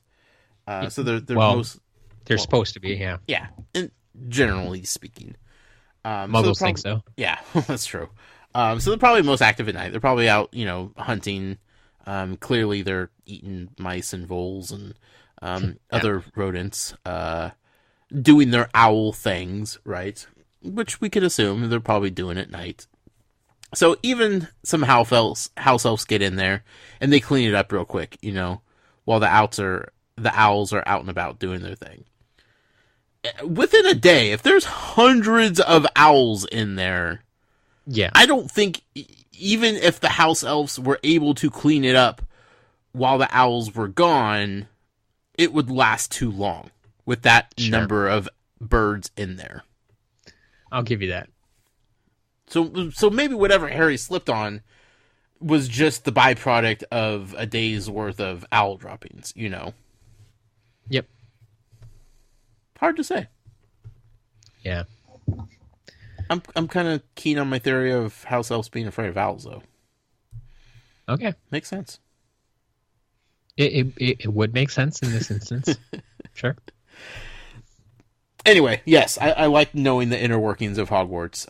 This was a fascinating little thing that we haven't really been exposed to until now, so I'm all in. Awesome. Give me more of that kind of stuff, right? Yep. All right. Back to curses. Yep, we touched on them again. Yeah, already. I don't know why. And again, I don't know much about this Mad Eye character. But I trust him putting these curses on kids safely. Okay. Right? Yeah. I mean, we only see him putting the one, which, I mean, they're all unforgivable, but right. Honestly, this is like the most harmless. Absolutely. Like he's taking control of them, but as long as he doesn't make them do anything stupid, then it's fine. Sure. Whereas the other one immediately causes them pain, and the final one is going to kill them. So like you can't you can't use that one on them. No, Madame Pomfrey is not ready for that. Yeah. But there's other people that I would... Okay, if this was Lockhart, right? Which we get Lockhart mentioned later on in the chapter, which kind of blew my mind. But, yeah, you know, if this started off with Lockhart saying, hey, I'm going to be putting this unforgivable curse on these kids and, you know, show them what it's like. Like, in my head, I'm throwing the book against the wall. I'm just like, all these kids are dead. Like, this is going to be just the worst possible scenario. Yeah. But I see Mad Eye Moody, and I'm just like, you know what? I may not agree with him putting these curses on kids, but I trust him to do it safely. So he's competent and not... you're not reading him as evil. No. I don't get bad vibes from him. Not evil. No evil intentions, I guess. Yeah. And I think that has a lot to do with my trust in Dumbledore at this point. Sure. You know, it wasn't just a teacher that he found off the street or somebody, Snape, that moved up from the rankings into this position. It's somebody that Dumbledore seems to trust implicitly with his students. Well, yeah, because as we discussed earlier, it's not someone who really applied for the job. Right. It's someone Dumbledore hunted down for the job. Yeah. So with that being said, sure, it's a little frightening that he's putting this unforgivable curse on these kids, but I kind of don't feel nervous or anxious going into this scene here. Yeah. What I found fascinating, though, was the other voice that Harry was hearing in his head. Yeah. So there's one voice telling him to jump up on this table, and then this other competing voice in his head that's telling him not to do it. And he starts fighting off this curse. It wasn't really explained. I mean, other than the fact that he was clearly fighting off the curse, and Moody even saw him fighting off the curse, acknowledged the fact that hey, all these other kids just fell victim to it without, even trying. And then this special kid, he almost beat it his first go round. Yeah. But who's the other voice? Is it Harry's subconscious talking? Is it another voice that's in his head? I don't know. Yeah, the way it's written, the way I read it most of the time is more of a subconscious type of thing. It's just JK's way of explaining what's going on in his head. Yeah. Well, I guess it's more like a voice, not necessarily that there was a voice. Sure. I don't think it was written the same way as when Harry heard his parents screaming. Right. When they died. Right. He heard a voice. He asked, did any of you hear her screaming? I'm like, no. But he didn't come out of this and say, wait, who was talking to me? Sure. It was just the best description we could get of Harry fighting this urge that Moody was putting in his head. If anything, I would say the voice he heard was from Moody's curse, and then the other voice was Harry talking back saying, right, no, why should I listen to this other voice that's trying to get in my head? And all that makes a lot of sense, Matt. It really does. And maybe my perspective was a little bit different because Val was reading and I heard a female voice. But I started interpreting it as like, what if that's Harry's mom? Like somehow helping him fight off this curse. You know, like he's... But yeah, like Harry's heard his mother's voice before. I know. And he didn't relate it to that, though. No, I know. But, you know, like, we don't know what kind of state of mind he was in during this curse. Like, how much critical thinking or awareness do you have in the midst of all this, you know? Yeah, because, I mean, when he comes out of it, he just kind of finds himself on the floor. Sure. Like, he doesn't really remember what happened, I don't think. Right. So maybe it was just the fact of like, how this was being read to me. But it was just... It seemed like probably more than it absolutely is. Sure. Just throwing that out there. Okay. I appreciate that he was fighting off the curse. Moody kind of alluded to, like, this is something that they will need to know in case they're ever attacked. And all I'm thinking is, of course there's going to be an attack. That's what this whole thing is leading up to. I've been trying to tell you guys. Yeah. We're going somewhere with all this. Sure. This is building up to something here, Matthew. I'm nervous. Nervous as can be. I'm nervous about death. Specifically. I was just about to say that's generic. But okay. Death in this book. 2 characters. I don't want to lose anybody. Yeah. And I just feel like the first 2 books are just like happy-go-lucky. Like, there's a giant snake, but like nobody... I mean, okay. Jenny, there was a possibility that she was dead. And that was kind of bad. But overall, I haven't really got that like sense of bad things are to come. Last book, I kind of got it with Lupin. Of like, yeah, this guy's probably going to get killed off here. Yeah, he was too good to be true. Yeah, definitely. Still is. But this is like the first book where it's just the tone is different. The mood is different. The vibe is different. Not only in just the writing, but just like in Hogwarts in general. It's just, there's different things happening. And with these unforgivable curses, and we know Voldemort's hiding out in Transylvania with vampires. There's something ominous hanging over this entire story, and I don't want it to be a death, but I'm nervous we're going to get to that point. We'll keep that in mind. So, just throwing that out there.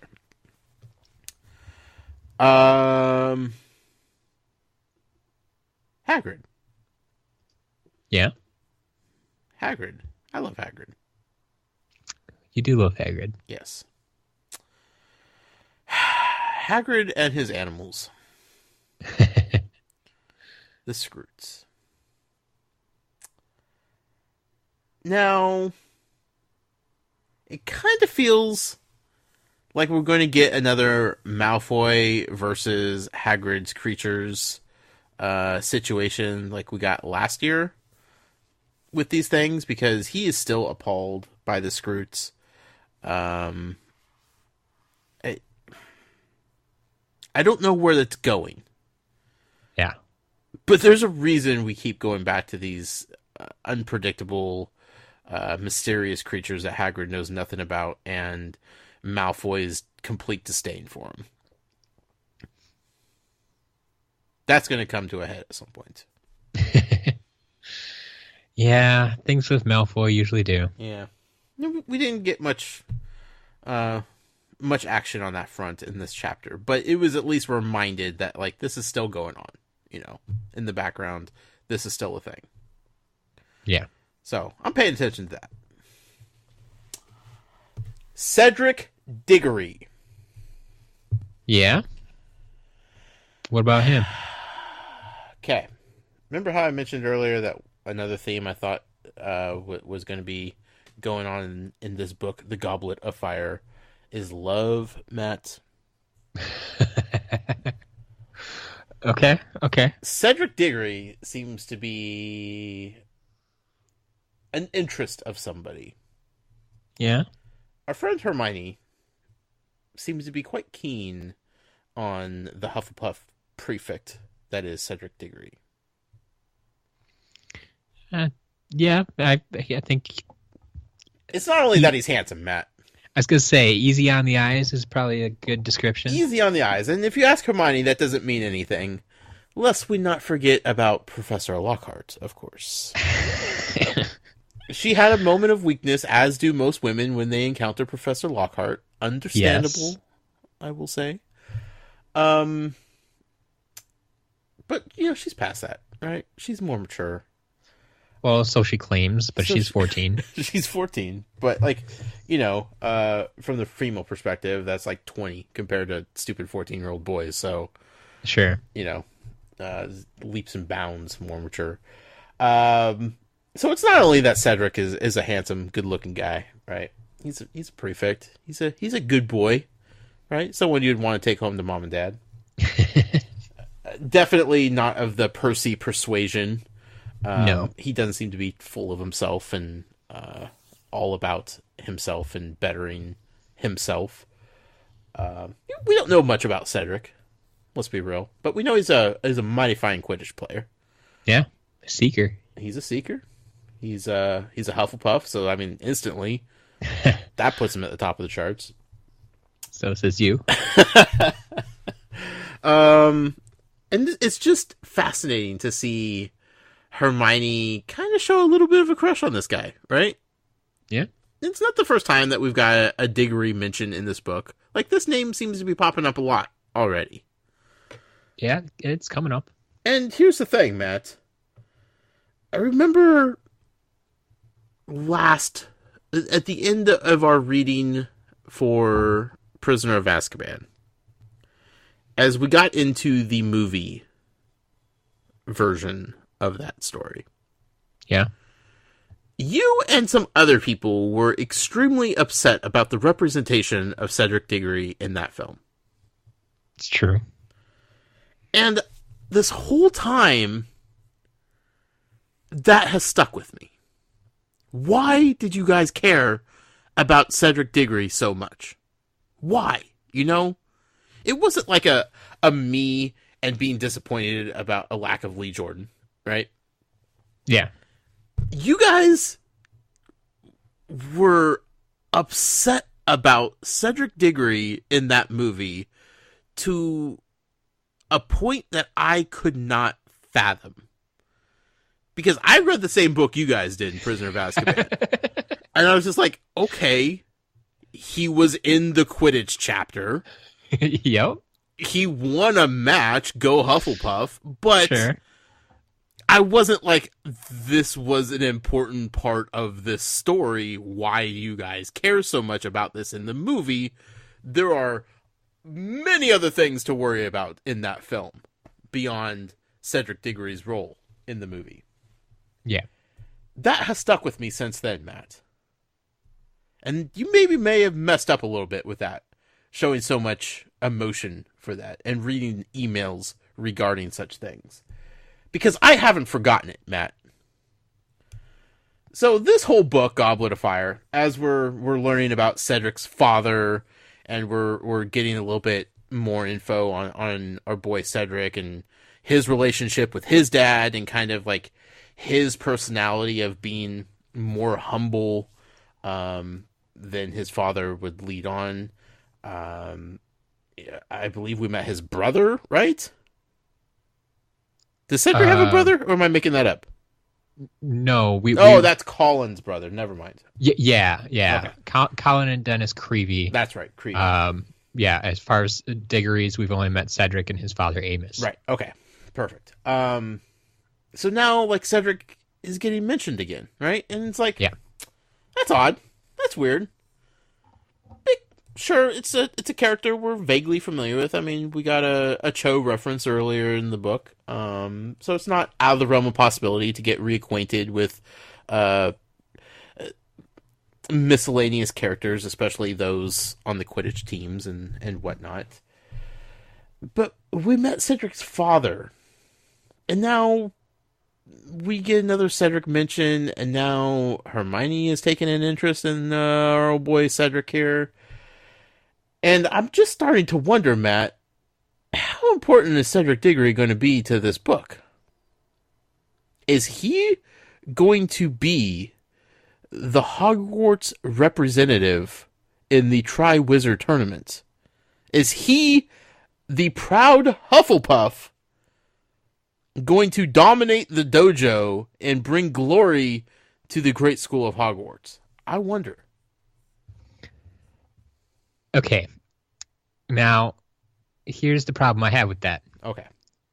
Or here's the problem you should have with that. Because it's either last week or 2 weeks ago that you told me the one and only Mr. Harry Potter was going to be in the Triwizard Tournament. Well, look, Matt, things are fluid around here. My theories change like the tides, my friend. It's true. They come and go with the rotation of the moon and the position of Jupiter to Saturn, the alignment of Mars. You know, all that Trelawney stuff. Yes. Now, I see where you're going with this. Harry's still going to be a part of the tournament in some way, shape, or form. Will he be the active participant in the tournament? I don't know. Probably not. I'm just getting this real strong vibe from my boy Cedric that I'm kind of enjoying. Maybe because he's Hufflepuff. Maybe just because he seems like a really nice kid that is unfortunate to have an overbearing parent. I don't know. There's something about him. And maybe it's just Hermione's defense of him that really cemented my feelings on this, but you know, she doesn't give out validation too often. Sure. So it means a lot coming from her.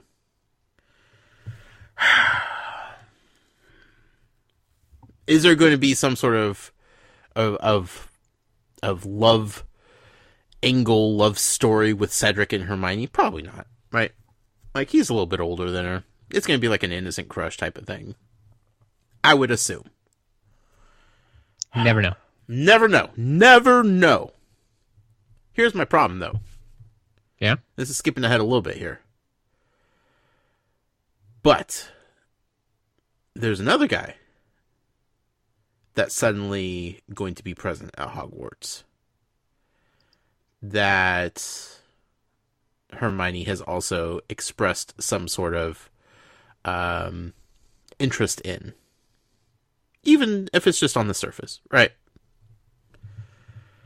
And he might be like the opposite of what Cedric Diggory. I don't know anything about this other boy, and we'll get into it in a little bit. I don't want to spoil the fun just yet. I think I know where you're going this time, though. However, you know, we know Cedric. He's a pretty good kid. Like I said, he's the kind of boy you'd want to bring home to the parents. Okay. This other boy, though, he's kind of a bad boy, right? That's the impression you get, yeah. That's the impression you get. So this is going to be a fascinating thing that's going to happen. Will either of them have interest in Hermione? Will it just be Hermione struggling to, like, decide between the two? Like, I don't know, but again, love is a theme here that's going to develop in many different ways throughout the story. And this is one of them. The other, which, of course, is Ron clearly falling for Hermione. And that's something to pay attention to. Because, look, he... So now there's 3 guys going after Hermione? Again, I don't know about the other 2 going after Hermione. But she's definitely interested in them. You know, and they'll probably appreciate, you know, the schoolyard crush or whatever. But Ron's known her for years now, right? Like, he's grown up with her. Like, yeah, it's one of his best friends. But I think old Ron may have intentions for it to be more than just best friends. And then you have Harry trying to fall in love with a Ravenclaw. How dare he? So love is in the air, Matt. Okay. Which is crazy because Lockhart is nowhere to be found. How is this even happening? I don't know. And then the cherry on top of my love theory. Right? Okay. I think Hagrid's going to fall in love. Really? Yeah. I think Hagrid is, he's in for a treat. That could be. He's gonna find a whole new purpose in life very soon. All right. We'll look out for that. Yes. So before we get all that, right? Little things to cover. Sure. The mention of the house logos. Yeah. Fascinating, right? Like, this is like really the first time they've been fully described, I think. Like, we've definitely known the mascots, and I think we've been introduced to the colors in a broad sense. Yeah. But, like, this is the first time it was actually implicitly laid out as, like, these are the house colors and logos. Yeah, I mean, this is probably one of the most, like, detailed all in one place descriptions we've gotten. Right. At least in a while, at least. Like, it feels like it should have been something that we saw in the first book. Right. But definitely, to be honest, like, just this description feels more fleshed out. Mm-hmm. The one thing I felt was interesting was Gryffindor having the gold, right? Yeah. Slytherin having the silver. Sure. Ravenclaw having the bronze, which was interesting. And then Hufflepuff, just straight up just black. Like, they're not even cool enough to have a metallic color associated with them. They're just like, yeah, they're just black and yellow, whatever. Let's throw something out there. Yeah. Hufflepuff. Short end of the stick all the time, Matt. How we get the short end of the stick above a house that barely exists is beyond me. Well, so for the record, the image I was looking for earlier, I did find it. And I think now even more than before, you will appreciate the caption for Hufflepuff. So okay, look for that. It'll be up on Twitter after the show. Fantastic. Yeah, it's just shocking, Matt, how underappreciated we Hufflepuff are. The struggle is real, Matt. You don't know what it's like to be a Hufflepuff until you walk a mile in a Hufflepuff robe. You know what I'm saying? It's true. It's true. I don't know exactly what that feels like, but I know the attitude other people have towards Hufflepuff, definitely. And there's so many things I want to show you, but I can't just yet. Well, it's okay.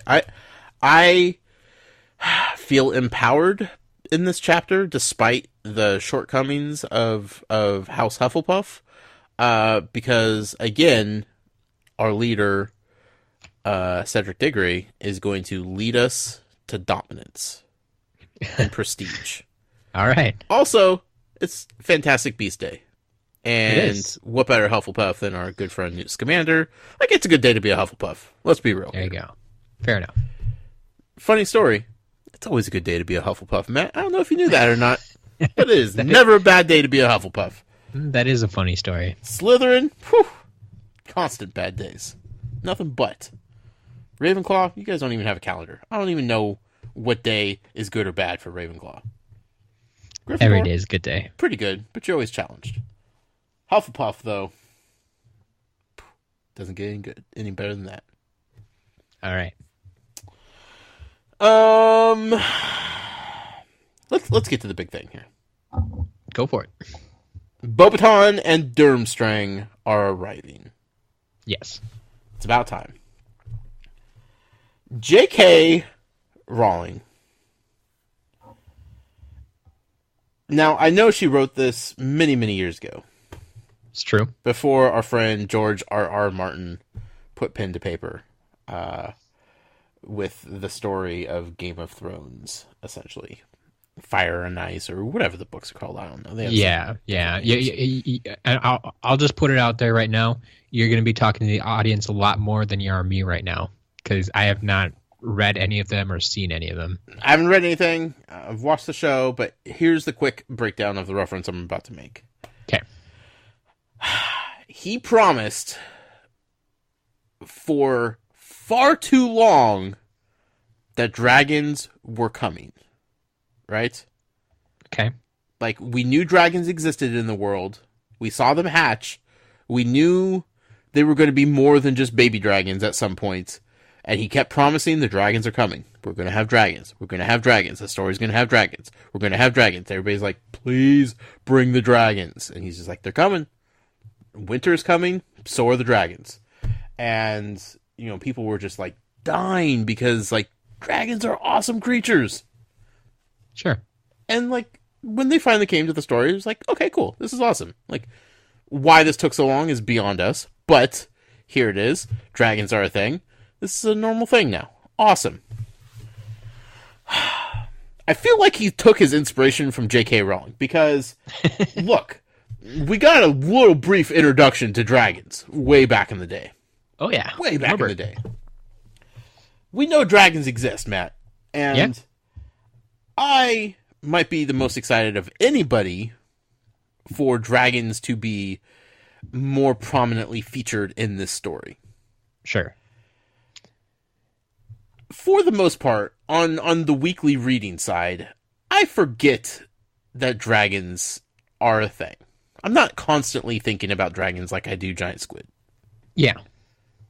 So, when somebody in the book mentions that it looks like somebody's flying in on a dragon, I lose my mind because I'm just like, this is it. This is finally happening. We are getting dragons.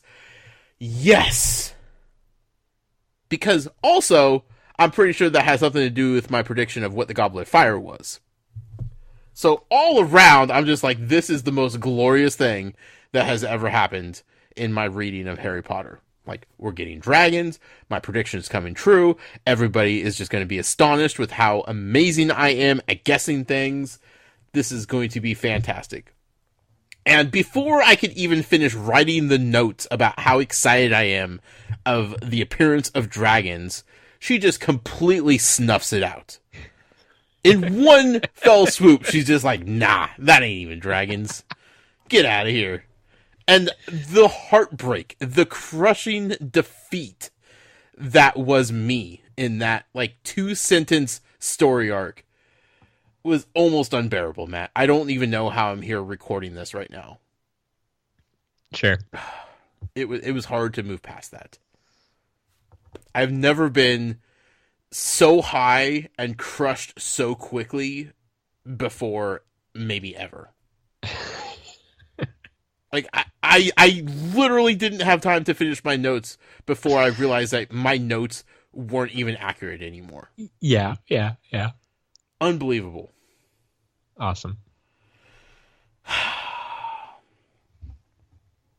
So we're not getting dragons. Not yet, at least. No. No dragons here. A horse-drawn carriage. That's the substitute for dragons? A horse-drawn carriage? Hey, they're winged horses. I don't care. This isn't Cinderella, Matt. I want dragons. I was promised they're dragons. Giant horses. Yeah, that drink whiskey, right? Like that drink single malt whiskey. Yes. Okay. Fantastic creatures or not, they're not dragons, Matt. I know. They're not dragons. But they are bringing the folks from Beauxbaton. Yes. Including Madame Maxime. Yes, Madame Maxime, their headmistress. She's a tall drink of water, isn't she? Absolutely. Immediately. Okay. For one, like, she's adorable. Like, the way she's talking with Dumbledore. I went in thinking, like, there was going to be some animosity and bitterness between the headmistresses, and Dumbledore for reasons I can't explain. Like, rival schools. Like, I know, like, principals are, like, cool with each other, and superintendents are, like, they hang out in the same circles, but, like, as students, you're just like, oh, I hate that school because of the rival school, you know? And, like, there's, like, this built-in animosity because they aren't the school that you're at. Yeah. So, like, in my head, like, this whole Tri-Wizard tournament thing, like, I know it's on the up and up, and it's kosher, and everybody's kind of agreed to everything, but I still felt, and there still might be, just some competitiveness between the headmasters. And, like, right off the bat, like, she's adorable, and, like, I can't even remember what she calls Dumbledore, but I was, like, cracking up. Dumbledore, right? And I'm just like, oh, this lady's adorable.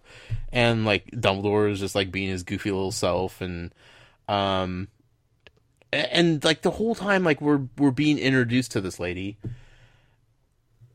it clicks, and it really clicked when, like, she was worrying about, like, the care of her flying horses that drink single malt whiskey. And I'm just thinking, she's probably a half giant. Like, I don't know her specific size, but she's definitely not of normal proportions here. And I don't know how many half giants there are in the world. Hagrid is definitely the one that we are most familiar with. And I don't know his size compared to her size, and I don't know the inner workings of the half giant world, right? Sure. But I do know that Hagrid knows how to take care of some magical creatures. And I'm just, as soon as she starts talking and, like, the description of her and everything, she probably could throw back a few as well, right? Yeah, well, she's out there feeding the horses. Yeah, like, one for you, one for me type of thing. Yeah. This is Hagrid's soulmate. I'm going to say it right now. Like, if these two don't make the most perfect couple in the entire world of Harry Potter, I'm going to eat my words. But this is just a match made. Like, it's almost too perfect for me to actually be so confident in this working out, because it's so spot on. Yeah. But it's about time Hagrid had some good luck come his way. You know, like, he was made a professor, but he had a pretty miserable year as professor his first year. I mean, the guy's been to Azkaban. He had to watch, essentially, what we thought was the murder of, like, one of his pets, and then it turned out to not happen, and blah, blah, blah. Like, everything that he's had to go through over the last few years has been, you know, he's been strong, and I appreciate him for that, and he continues to do his job day in and day out. But Hagrid just needs a little love in his life, Matt. Okay. Madame Maxime, this is it. This is love. I'm telling you. We'll find out. Oh, we will. I hope sooner than later. Because I feel like he's about to meet her real soon, and he's going to be smitten. All right. And I have a feeling Dumbledore also knows this too. Like, he's like, like, he's the whole time, like, he's like talking to her about, like, you know, I know the perfect, like, he's just like, God, you guys are gonna hit it off so perfect. This is awesome. Like, he's just Dumbledore playing matchmaker. Yeah. Absolutely. He knows Hagrid needs a companion. He can't keep hanging out with animals his entire life. Sure, he could. He could. But he's missing something. And I think Madame Maxime is what he's missing in life. All right. I can't wait. Then we got the Durmstrangs.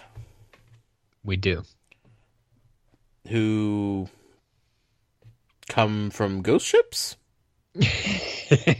Like, the whole time this description is going on, I can't stop thinking about Pirates of the Caribbean. Sure. Right? Like, I don't know what image she was trying to evoke here, but... Well, you're definitely not the only one. But okay. I will say... I want to say that JK came first.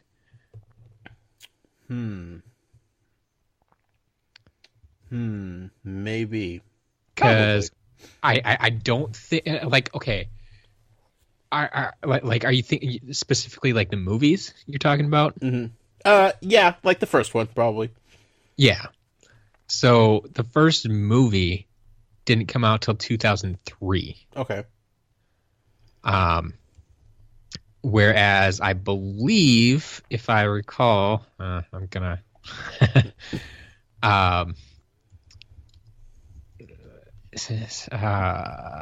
come on, I should have this bookmarked. I look this up like every other week now. I can Google it. Just tell me what you want me to look at. Yeah. So, yeah, Goblet of Fire was released in 2000. Okay, fair enough. So, 3 years before the first movie. Sure. I mean, let's be real. Ghost ships aren't... She didn't create the concept of ghost ships. Yeah, yes, I completely understand that. But like I said, you are not the only one who related this to Pirates of the Caribbean. Right. And so, like, yeah, we are all very familiar with Pirates of the Caribbean now and go backwards in relating it. But JK did come first.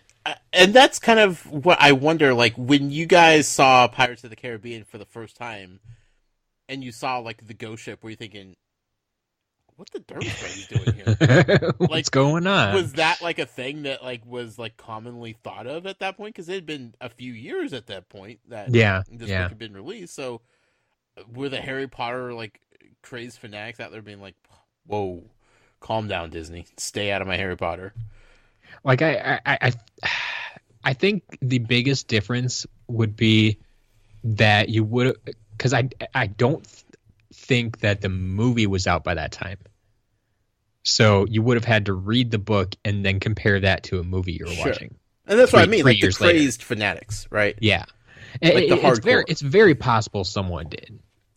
I'm going to pose that out there to the listeners. Do you remember, listeners, dear listeners, when Pirates of the Caribbean movie came out, did the thought of the Durmstrang clan come to mind when you first saw that ghost ship? Let me know. I'm curious how that worked out.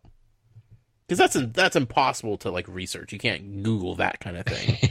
You know, like, that's just personal memories that everybody's going to have or not have. Yeah. So, I mean, the best you could do is if there's, like, a forum out there and they're time-stamped. But, yeah. It'd be good to know if anybody out there had that thought. Sure. But, of course, for me, like, everything that I'm reading in Harry Potter... This is like the first time, so I'm thinking of everything else that's come before this moment of time. Yeah, I totally understand why you're doing it, and I would do the same thing. Sure. I mean, I do the same thing in other circumstances, right? But yeah. So anyway, so we finally meet the folks from Durmstrang, including Matt. Yes. Not a new character. No. A returning character. Yes. Which was stupidly weird to actually hear be a thing. Like, as it was unfolding, I'm pretty sure I was trying to hold my jaw closed because I couldn't believe the words that was actually being read. And I honestly do not know how or why I came to the conclusion that I did. But somehow, some way, Matt, I knew Victor Crumb would be coming to Hogwarts. I still can't explain that one. I need to go back and listen to the episode and try to like make sense of the words that I said and try to follow my thought pattern on it. We'll get into this a little more in the emails, I think, too. But okay, yeah, I'm at a loss.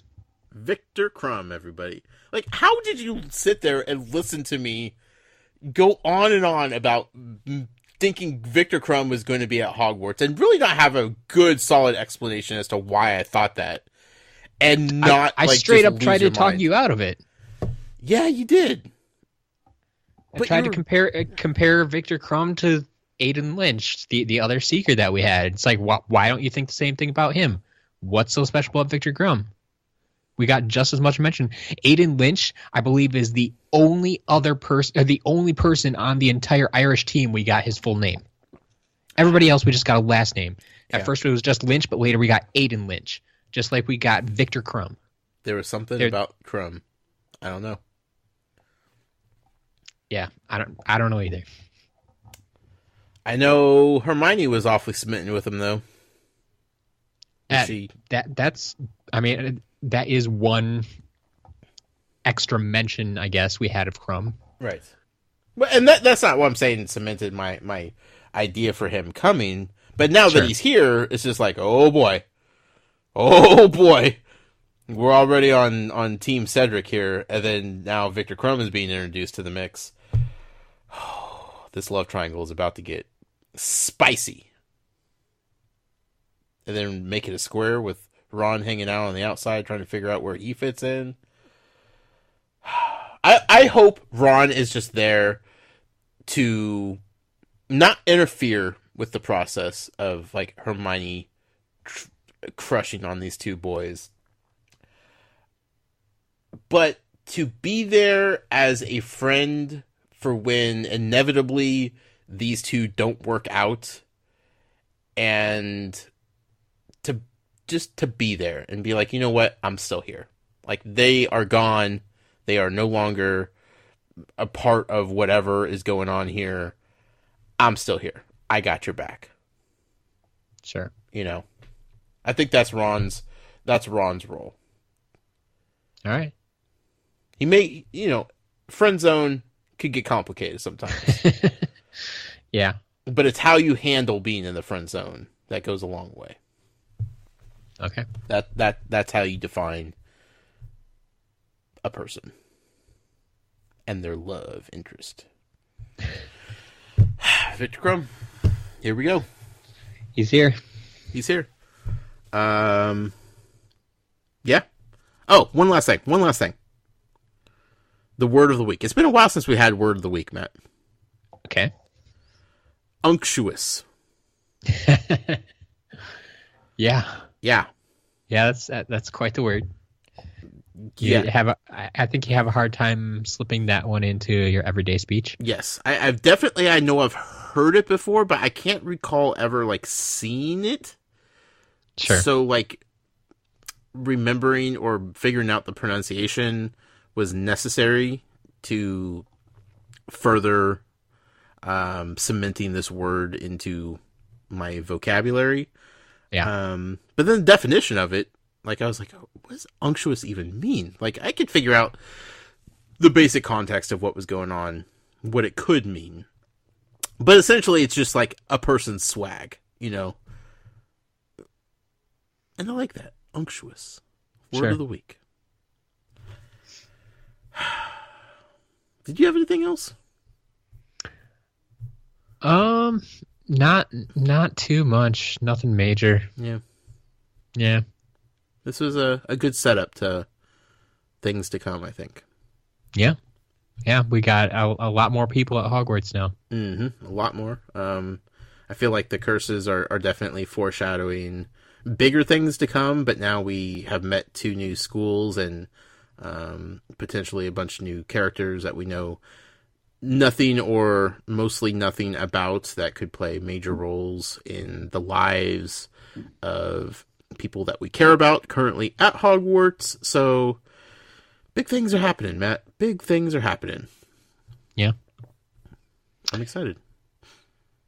But that leads us into our Muggle poll of the week, in which, like you mentioned, we have 2 new schools. So I want to know, hypothetically, of course, because I have no idea how these schools' admissions process work, but you've been accepted to both Durmstrang and Beauxbatons. Obviously, you can only choose one. Sure. Which one will you attend? Okay, here's the thing. Yep. Durmstrang. Yep. Seems like they come from colder climates. They do have fur cloaks. They travel in ghost ships. Overall, don't seem to be the happiest of folks. I don't think I'd want to go to Durmstrang. Like, I will take my chance in France and hang out with the Beauxbatons. Well, you would go with the masses. Yeah. 71% at Beauxbatons, 29% to Durmstrang. Smart people. Yeah. I like the responses, though. Yeah. Yeah. Yeah. There are some interesting comments to go along with them this week.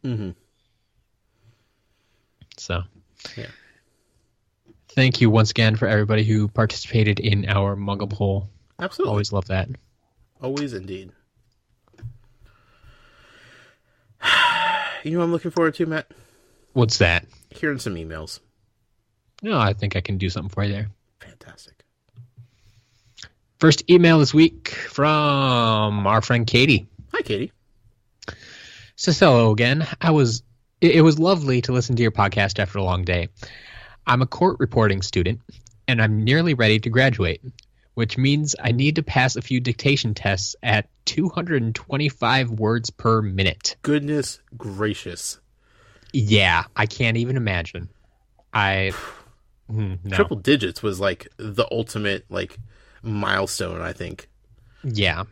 I never hit that. I don't type 100% correctly. Sure. As any of the typing classes or programs would teach you, but I've gotten to a point where I can type without looking at the keyboard. I get it 90% correct, and I can type fast enough to get my thoughts out. Right. That's all that matters for me. It's effective. Do your thoughts come out at 225 words per minute, though? They probably could some days, but there's no way I could. That's when you just start typing outlines. And right. It's okay, but yeah, I can't even imagine. So congratulations, Katie, if you can honestly type that fast, especially other people dictating it to you. Yeah. I mean, it's not just your thoughts that you can go back to; it's what other people are saying. Oof. Man, can you try to dictate for Hagrid? That would be just impossible. So yeah, she has to pass speed dictation test 225 words per minute and do 60 hours of internships in the court system. She got 7 hours done today, so I was definitely ready for a podcast break. In answer to Josh's question, my dog is a golden retriever / lab mix. Awesome. That sounds fantastic. She behaved perfectly in court today, except when she fell asleep and had a pretty loud dream, but that wasn't really her fault. All right. Josh, you were spot on. I'm sorry, I can't stop thinking about dog dreaming. Okay, sorry. You were spot on with your crumb prediction. Yes. 2 weeks in a row. Also, I'm not sure if this has come up before, but the translation of what the students were saying in French at the World Cup was, "Where is Madame Maxime? We have lost her." I took French and Spanish in high school and then promptly forgot most of it. Mm-hmm. One more thing. I want to give Neville all the hugs ever. Right? That kid needs them. Yeah. Yeah. Thank you, Katie. Thank you, for sure. All right. Next email from also, Joe. Matt, did you take any foreign languages in high school? I took 2 years of German, and it was awful. I was awful at it. Okay, fair enough. I recognize German if I see it. I can pick out words here and there, but foreign languages really were never my thing. Sure. Especially when, like, I just don't understand the biggest two things that get me about foreign languages. Mm-hmm. One, in German in particular, I believe there are 6 different words for the word the. Okay. I'm like, that doesn't need to happen. Okay. Sure. And secondly, I hate that, like, every object needs to be masculine or feminine. Yeah, that's a common thing in other languages. Yeah, but I don't understand why we need to know the ruler is male. Like it doesn't, like, why is that a thing? Why does that need to be a thing? It just bothered me to probably an irrational level. But yeah. Okay. It kind of, I shy away from languages. Sure. Fair enough. Yeah. So, did you take languages? Yeah, I took 6 years of Spanish. Wow. Yeah, that's a lot of Spanish. Well, I grew up in Southern California, and Spanish was probably actually use it. Yes, it was. I'm pretty sure Spanish and American Sign Language were the only quote unquote foreign languages that were available in our school system.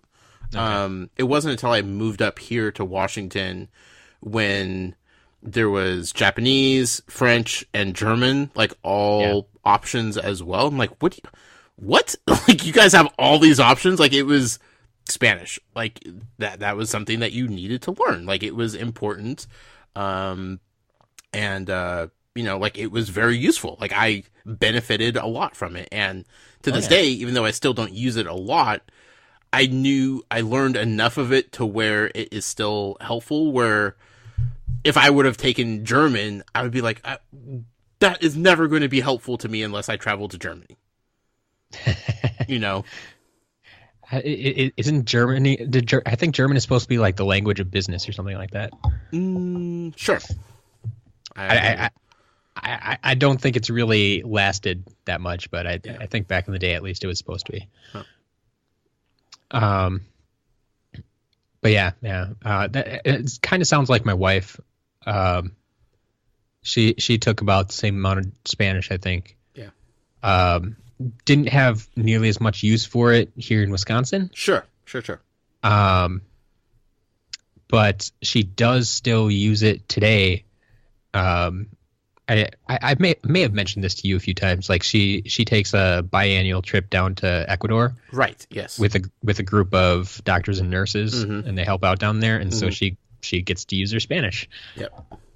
Yeah. So that's cool. Spanish is a fun language because even the different variations of it, like whether you're talking like textbook Spanish, whether you're talking about like the Spanish that you would hear in Mexico as compared to like the Spanish that you would hear in like Spain or South America, like all the different regions and all the different versions of quote unquote Spanish, there's still enough of a base of the language that you learn from taking Spanish to where you can use that knowledge and figure out what's going on elsewhere. And I've always appreciated that. I mean, not quite to the same extent, probably, but you can think about that with English as well. We have American English, we have British English, and then there's even Australian. Right. Like, it's English, but they have some terms that we just don't use. Yeah, totally. Yeah. Anyway. All right. Back to the emails. I got an email from Joe. Hi, Joe. It says, hey, guys. First off, got to give credit where credit is due. Kudos to Josh for being able to guess certain things correctly. You're way better at this than I would be. But then again, I don't necessarily theorize everything while I'm reading. Even on some things, you're so close to guessing correctly, but then you make a sharp turn into something completely ridiculous. Also, I want to give kudos to Matt for being able to not give anything away, while dropping lines that lead Josh away from what is correct. Superb job. You are the true MVP, Matt. Thanks. Josh mentions he feels Trelawney has a connection with Harry somehow, but I don't necessarily think that is the case. I think she focuses on him so much, mainly because she thinks he's always about to die every month.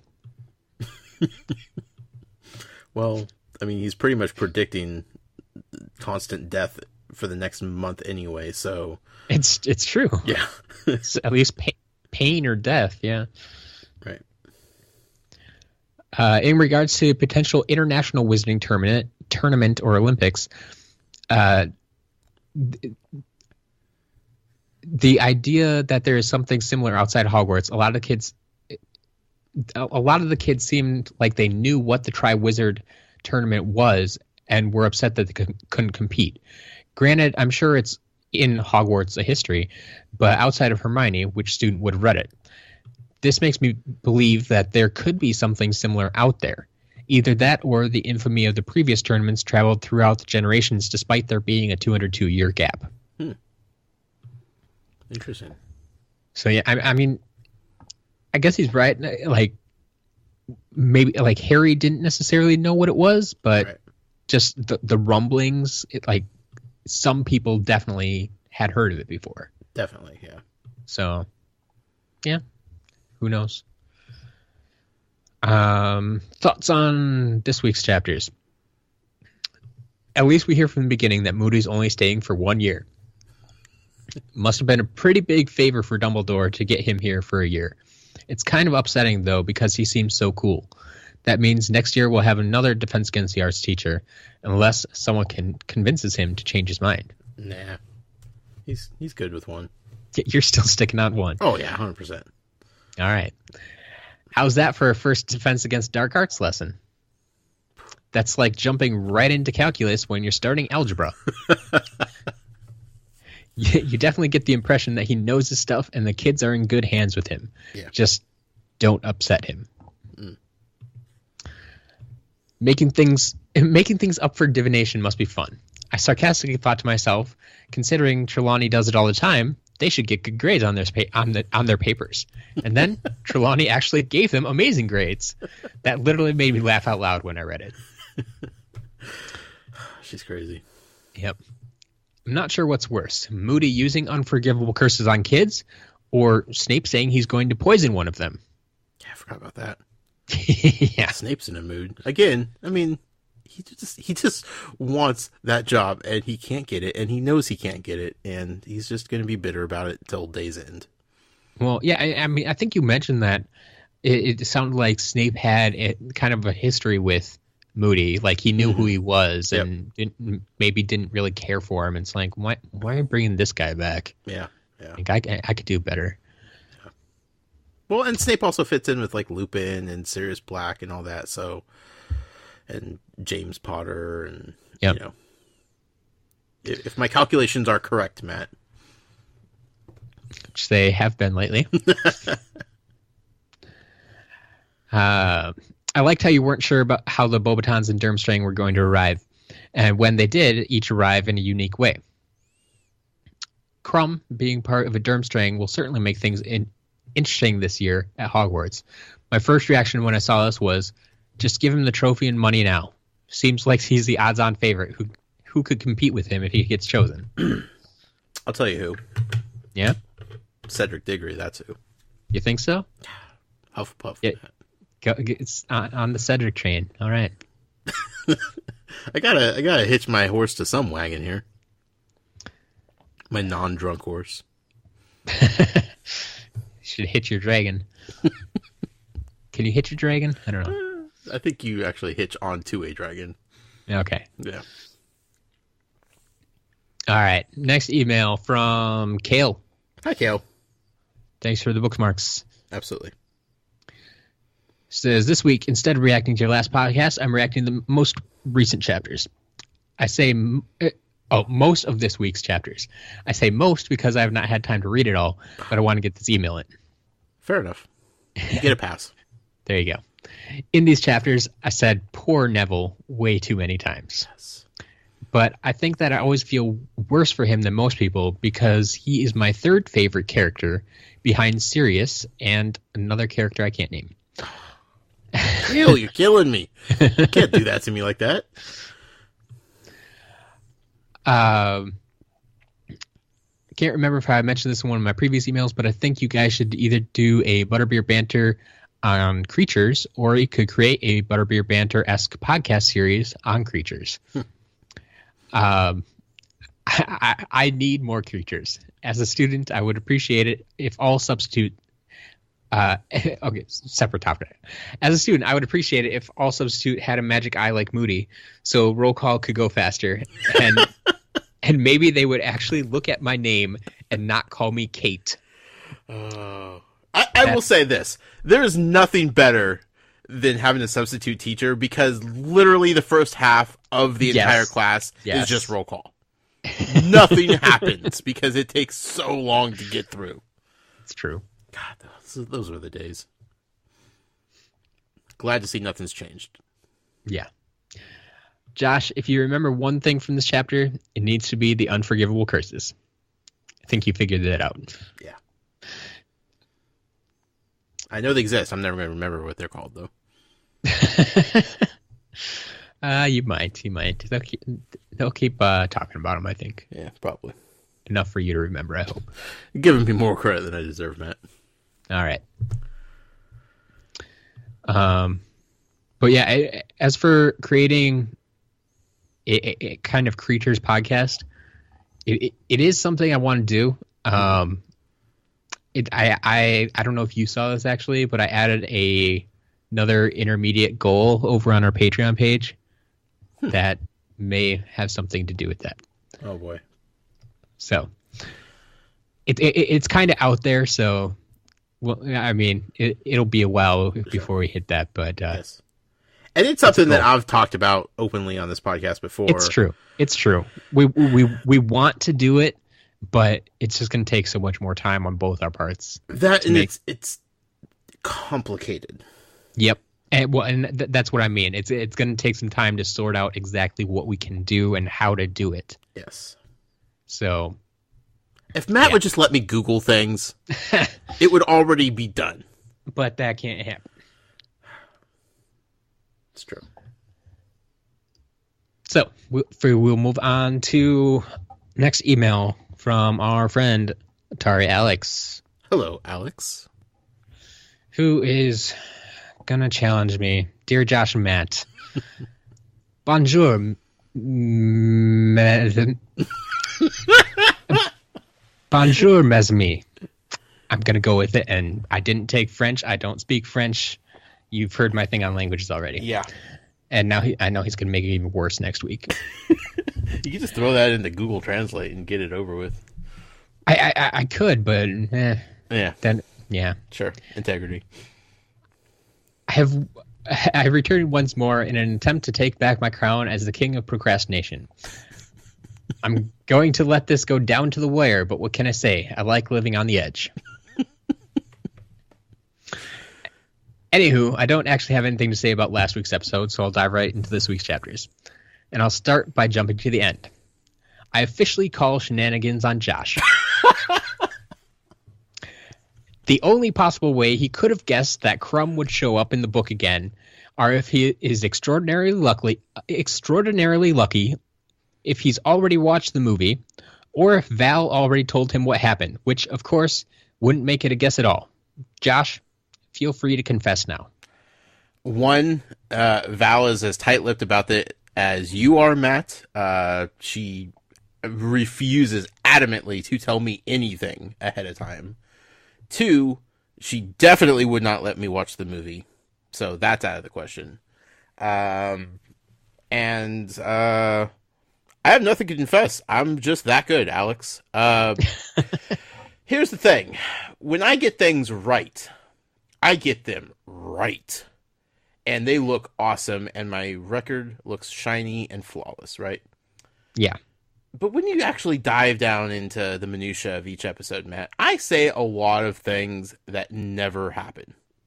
It's true. And that just kind of floats off into the ether and is forgotten about because it's just like, that's another crazy thing that Josh said. The Muggle is ridiculous. But then when one of those things comes true, it's a big deal. And it's one of those things that the things that you get right are going to pop out so much more than all the things you get wrong. Yeah. Yep. And so it's understandable. But yeah, that the Crumb thing, like I said, I can't explain it. I still don't quite understand your reasoning, how you got to that point, why you latched onto Crumb. I don't think my reasoning was sound at all, to be fair. Which, yeah, I don't know. It just, slightly bothersome that you like I said, like it's been, I think, at least 3 weeks in a row now that where you've gotten just nailed something. Yeah. So, congratulations, but Alex isn't having it anymore. Now that I've got that off my chest, let's talk about the Unforgivable Curses. They're pretty messed up. Although I have to say, while the Imperious Curse would be completely immoral to ever use, it would definitely come in handy on certain occasions. I can't say I'd get much use out of the other two personally. Not thinking outside the box, probably Alex. A good thing. Then, of course, we have the introduction to Spew. I won't give Josh any crap about predicting this one because, let's be honest, it wasn't too hard to see it coming, given Hermione's personality. I've always bought her belief, bought into her belief in her cause, but I've had mixed feelings about it myself. I think there are good arguments to be made on both sides, and I don't know which side I fall on. I wonder if anyone has written an academic paper on the subject. Sounds like a good thesis for a philosophy major to me. There you go. Is he a philosophy major? I don't know. 'Cause I think he's in school yet, or going back to school or something like that. Is he? I wonder if he mentioned that's why he mentioned that. He is kind of mysterious like that. Alex, are you a philosophy major? Let us know. Thanks. Like once for yes, twice. Last but not least, we have the arrival of the other two schools, which is a pretty cool scene. We have the introduction of Pegasi. Or Pegasi. Giant demonic Pegasuses, no less, which is neat. To be honest, I'm not, like, their description kind of fits a Pegasus, but I don't think JK ever goes as far as actually saying they're a Pegasus. Right. Like, I think she just calls them like Abraxian winged horses. Sure. I think that's as much of a description as we ever get. So, yeah, I mean, she obviously took inspiration from the Pegasus, but yeah. And we meet Madame Maxime.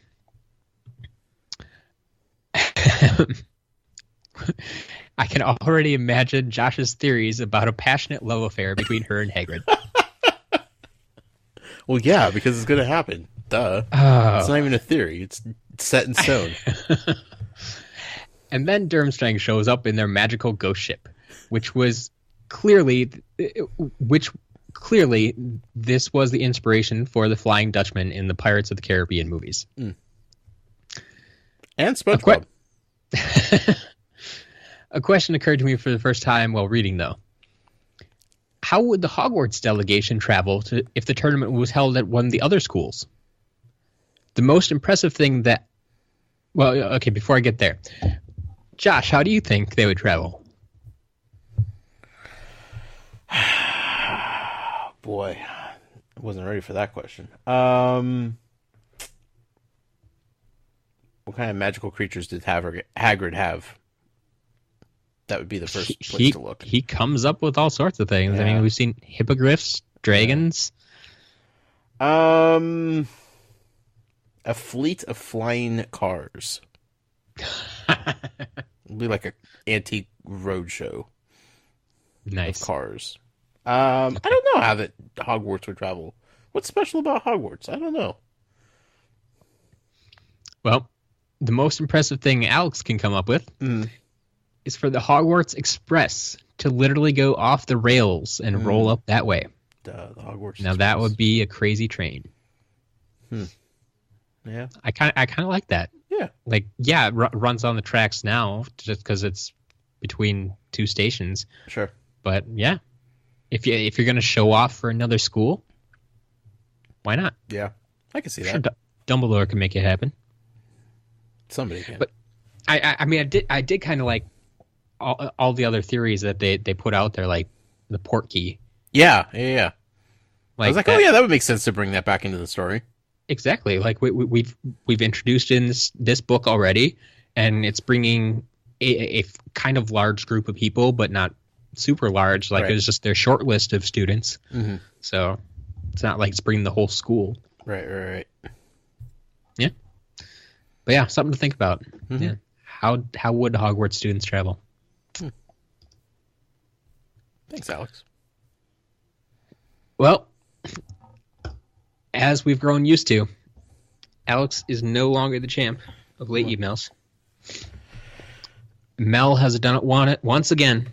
Headmistress Mel. Yeah, well, I mean, she's deserving of the final spot. She's getting a bit dangerous though. Once again, Uh-oh. came in halfway through the show probably. So Oh, Mel. one of these days she's not going to make it. You're lucky we like you so much. So hey, Josh and Matt, I think Moody knows how to play the game of Defense Against the Dark Arts teacher. Only agree to stay a year. Surely that means nothing could go wrong. Right? Right. I asked in my previous email if you think Moody has the gumption to last a year. And now that we've had some lessons with him, what do you think? Oh, yeah. Nothing's kicking him out. He's good. Perfect. Yeah. The unforgivable curses are really terrifying. To not have control over your own body, to experience unimaginable pain, or to die instantly.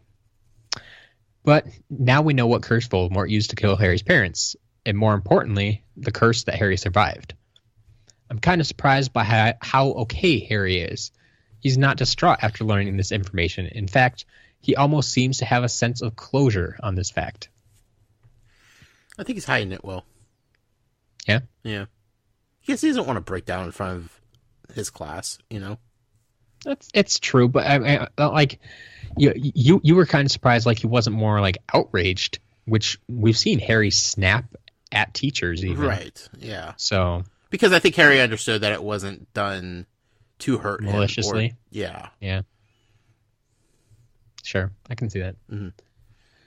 Moving on to happier things. Spew. Yes.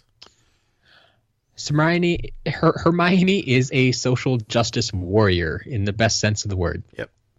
Which I think is great when you consider the actress who plays her is an activist too.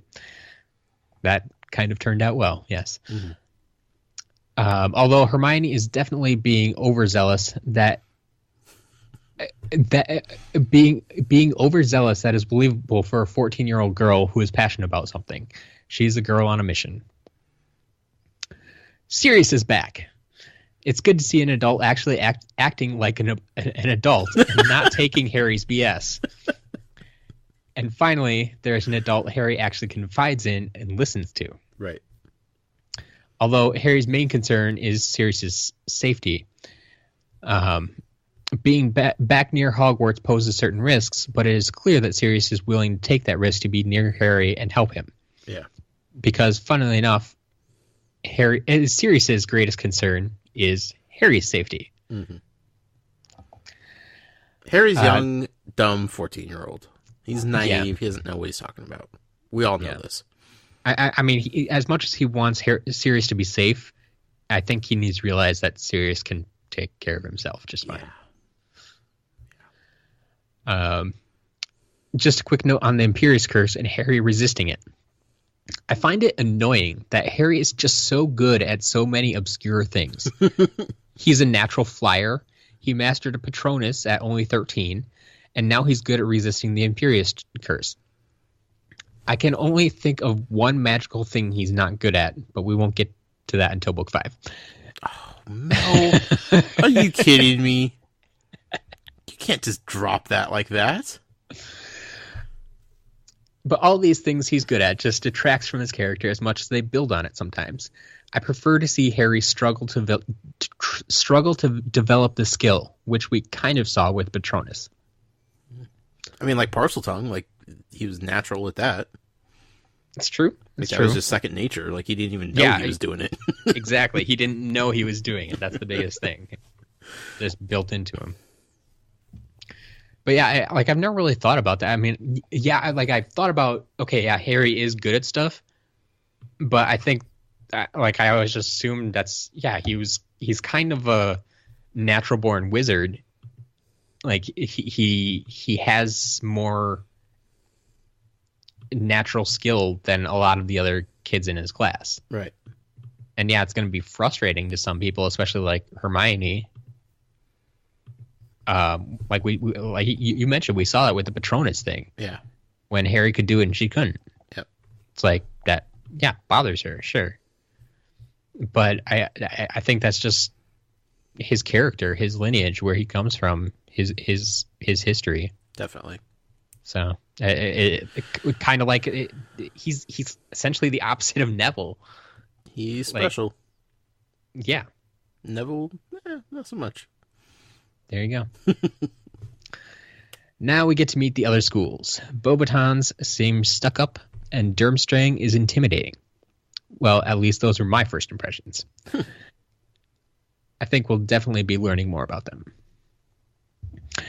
And Josh is right again.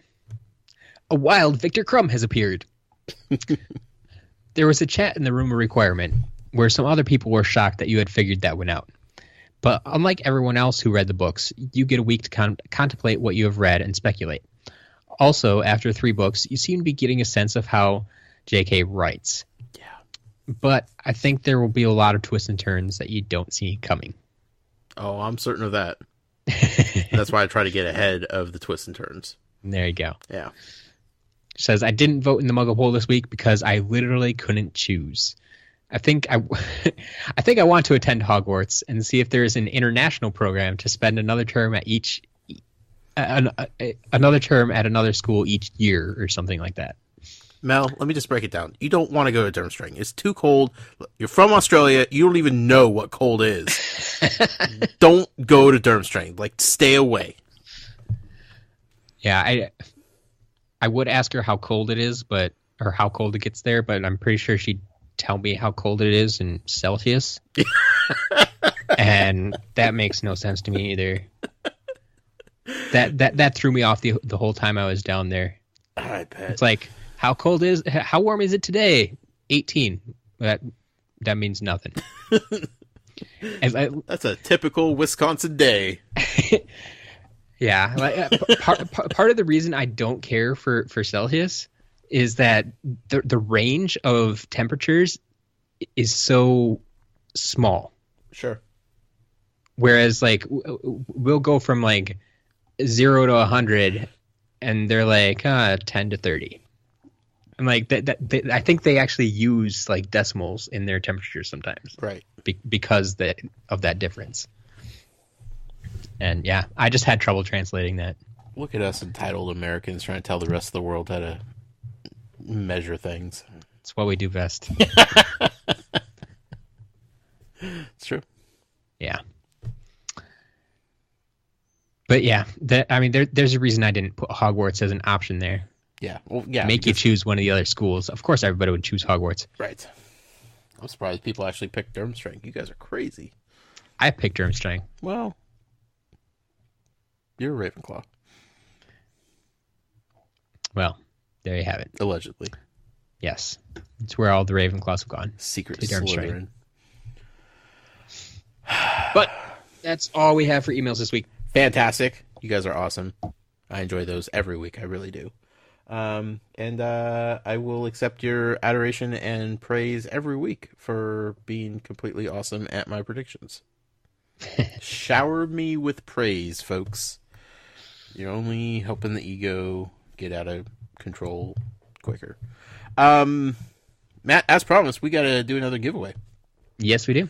This one is going to be pretty straightforward here.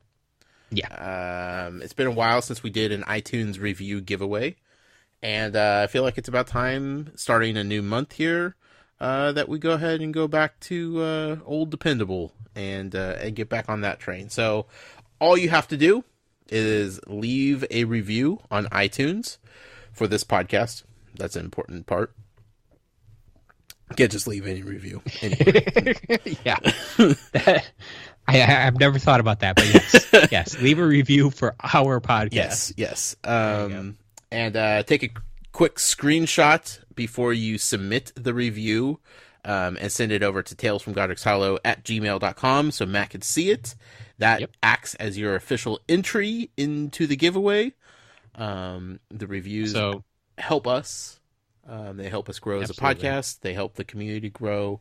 We have a lot more fun the more people listen and enjoy what they hear. So it's beneficial to all, is what I'm saying. Yes. Yeah, and once again, there are, I think, 30 or 40 of you who have already entered this using this method. So don't worry, you guys are once again entered in this giveaway. You don't have to worry about it. But for those of you who haven't entered an iTunes review giveaway before, that's what you need to do. Yep. Just like that. Easiest giveaway you could possibly enter. What are they going to win, Matt? This week we are going to go back to the books. And it's not just any old book. It's one of the illustrated editions. If you guys haven't seen these books, they are amazing. Absolutely amazing. Yeah. Illustrated by Jim Kay, and I just love paging through these books. You don't even need to read it. Just look at the pictures. It's what it's there for. Right. But we will be giving away the second book in the series, Chamber of Secrets. Currently, there are only 2 illustrated editions out. It's book 1 and book 2. The third book is going to be coming out this year, and I'm sure we'll be giving it away at some point. But that's not till what do we say? October 3rd is the release date. So once we get in that realm, we'll be sure to add that to our giveaway list. But for the time being, Chamber of Secrets Illustrated Edition could be yours next week. Absolutely. So stay tuned, and we'll spin the wheel of misfortune and give that away to one lucky winner. Sounds good. Matt, this was a fun show. It was. I like being right. I suppose that helps. I can't wait to see what I'm right about next week. Oh, boy. Or, in future episodes when we have to call back to this one and told you. Look at that. Yep.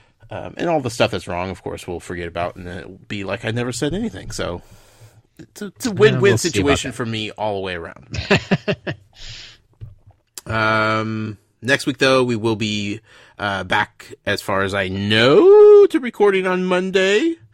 We should be, yes. We should be. Actually, we have to be, because I will be not here otherwise. You could record from a plane, I'm sure.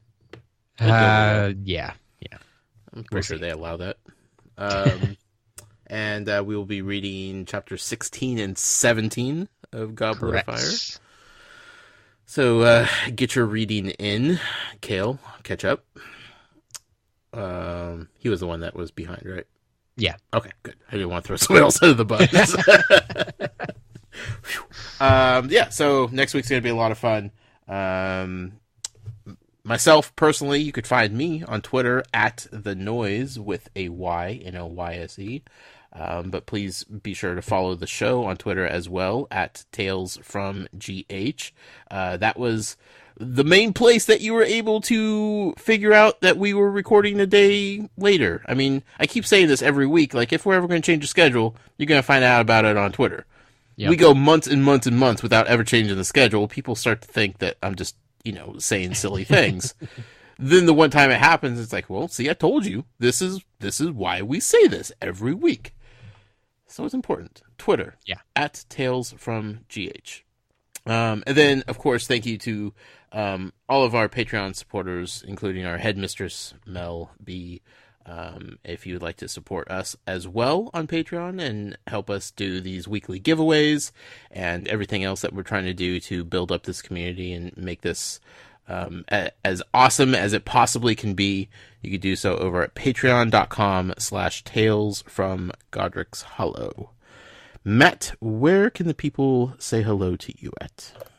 You can always find me personally on Twitter at As a Matter of Matt. Otherwise, you guys are getting real good at sending me emails. You can do that all day at talesfromgodricshollow@gmail.com. That is also where you're sending your iTunes review screenshot that you're going to take this week, hopefully. So get that review and take that screenshot, and once again, send it over to talesfromgodricshollow@gmail.com. Also, the questions for the AMA. That's happening on April 9th. Get those in by April 8th. Yes. Don't forget, folks. All you ones that did it early to enter for the giveaway, thank you. Everybody else, get on it. Please. Thank you. Matt, we'll see you next week, my friend. Will do. Everybody else, muggle out. Mischief managed.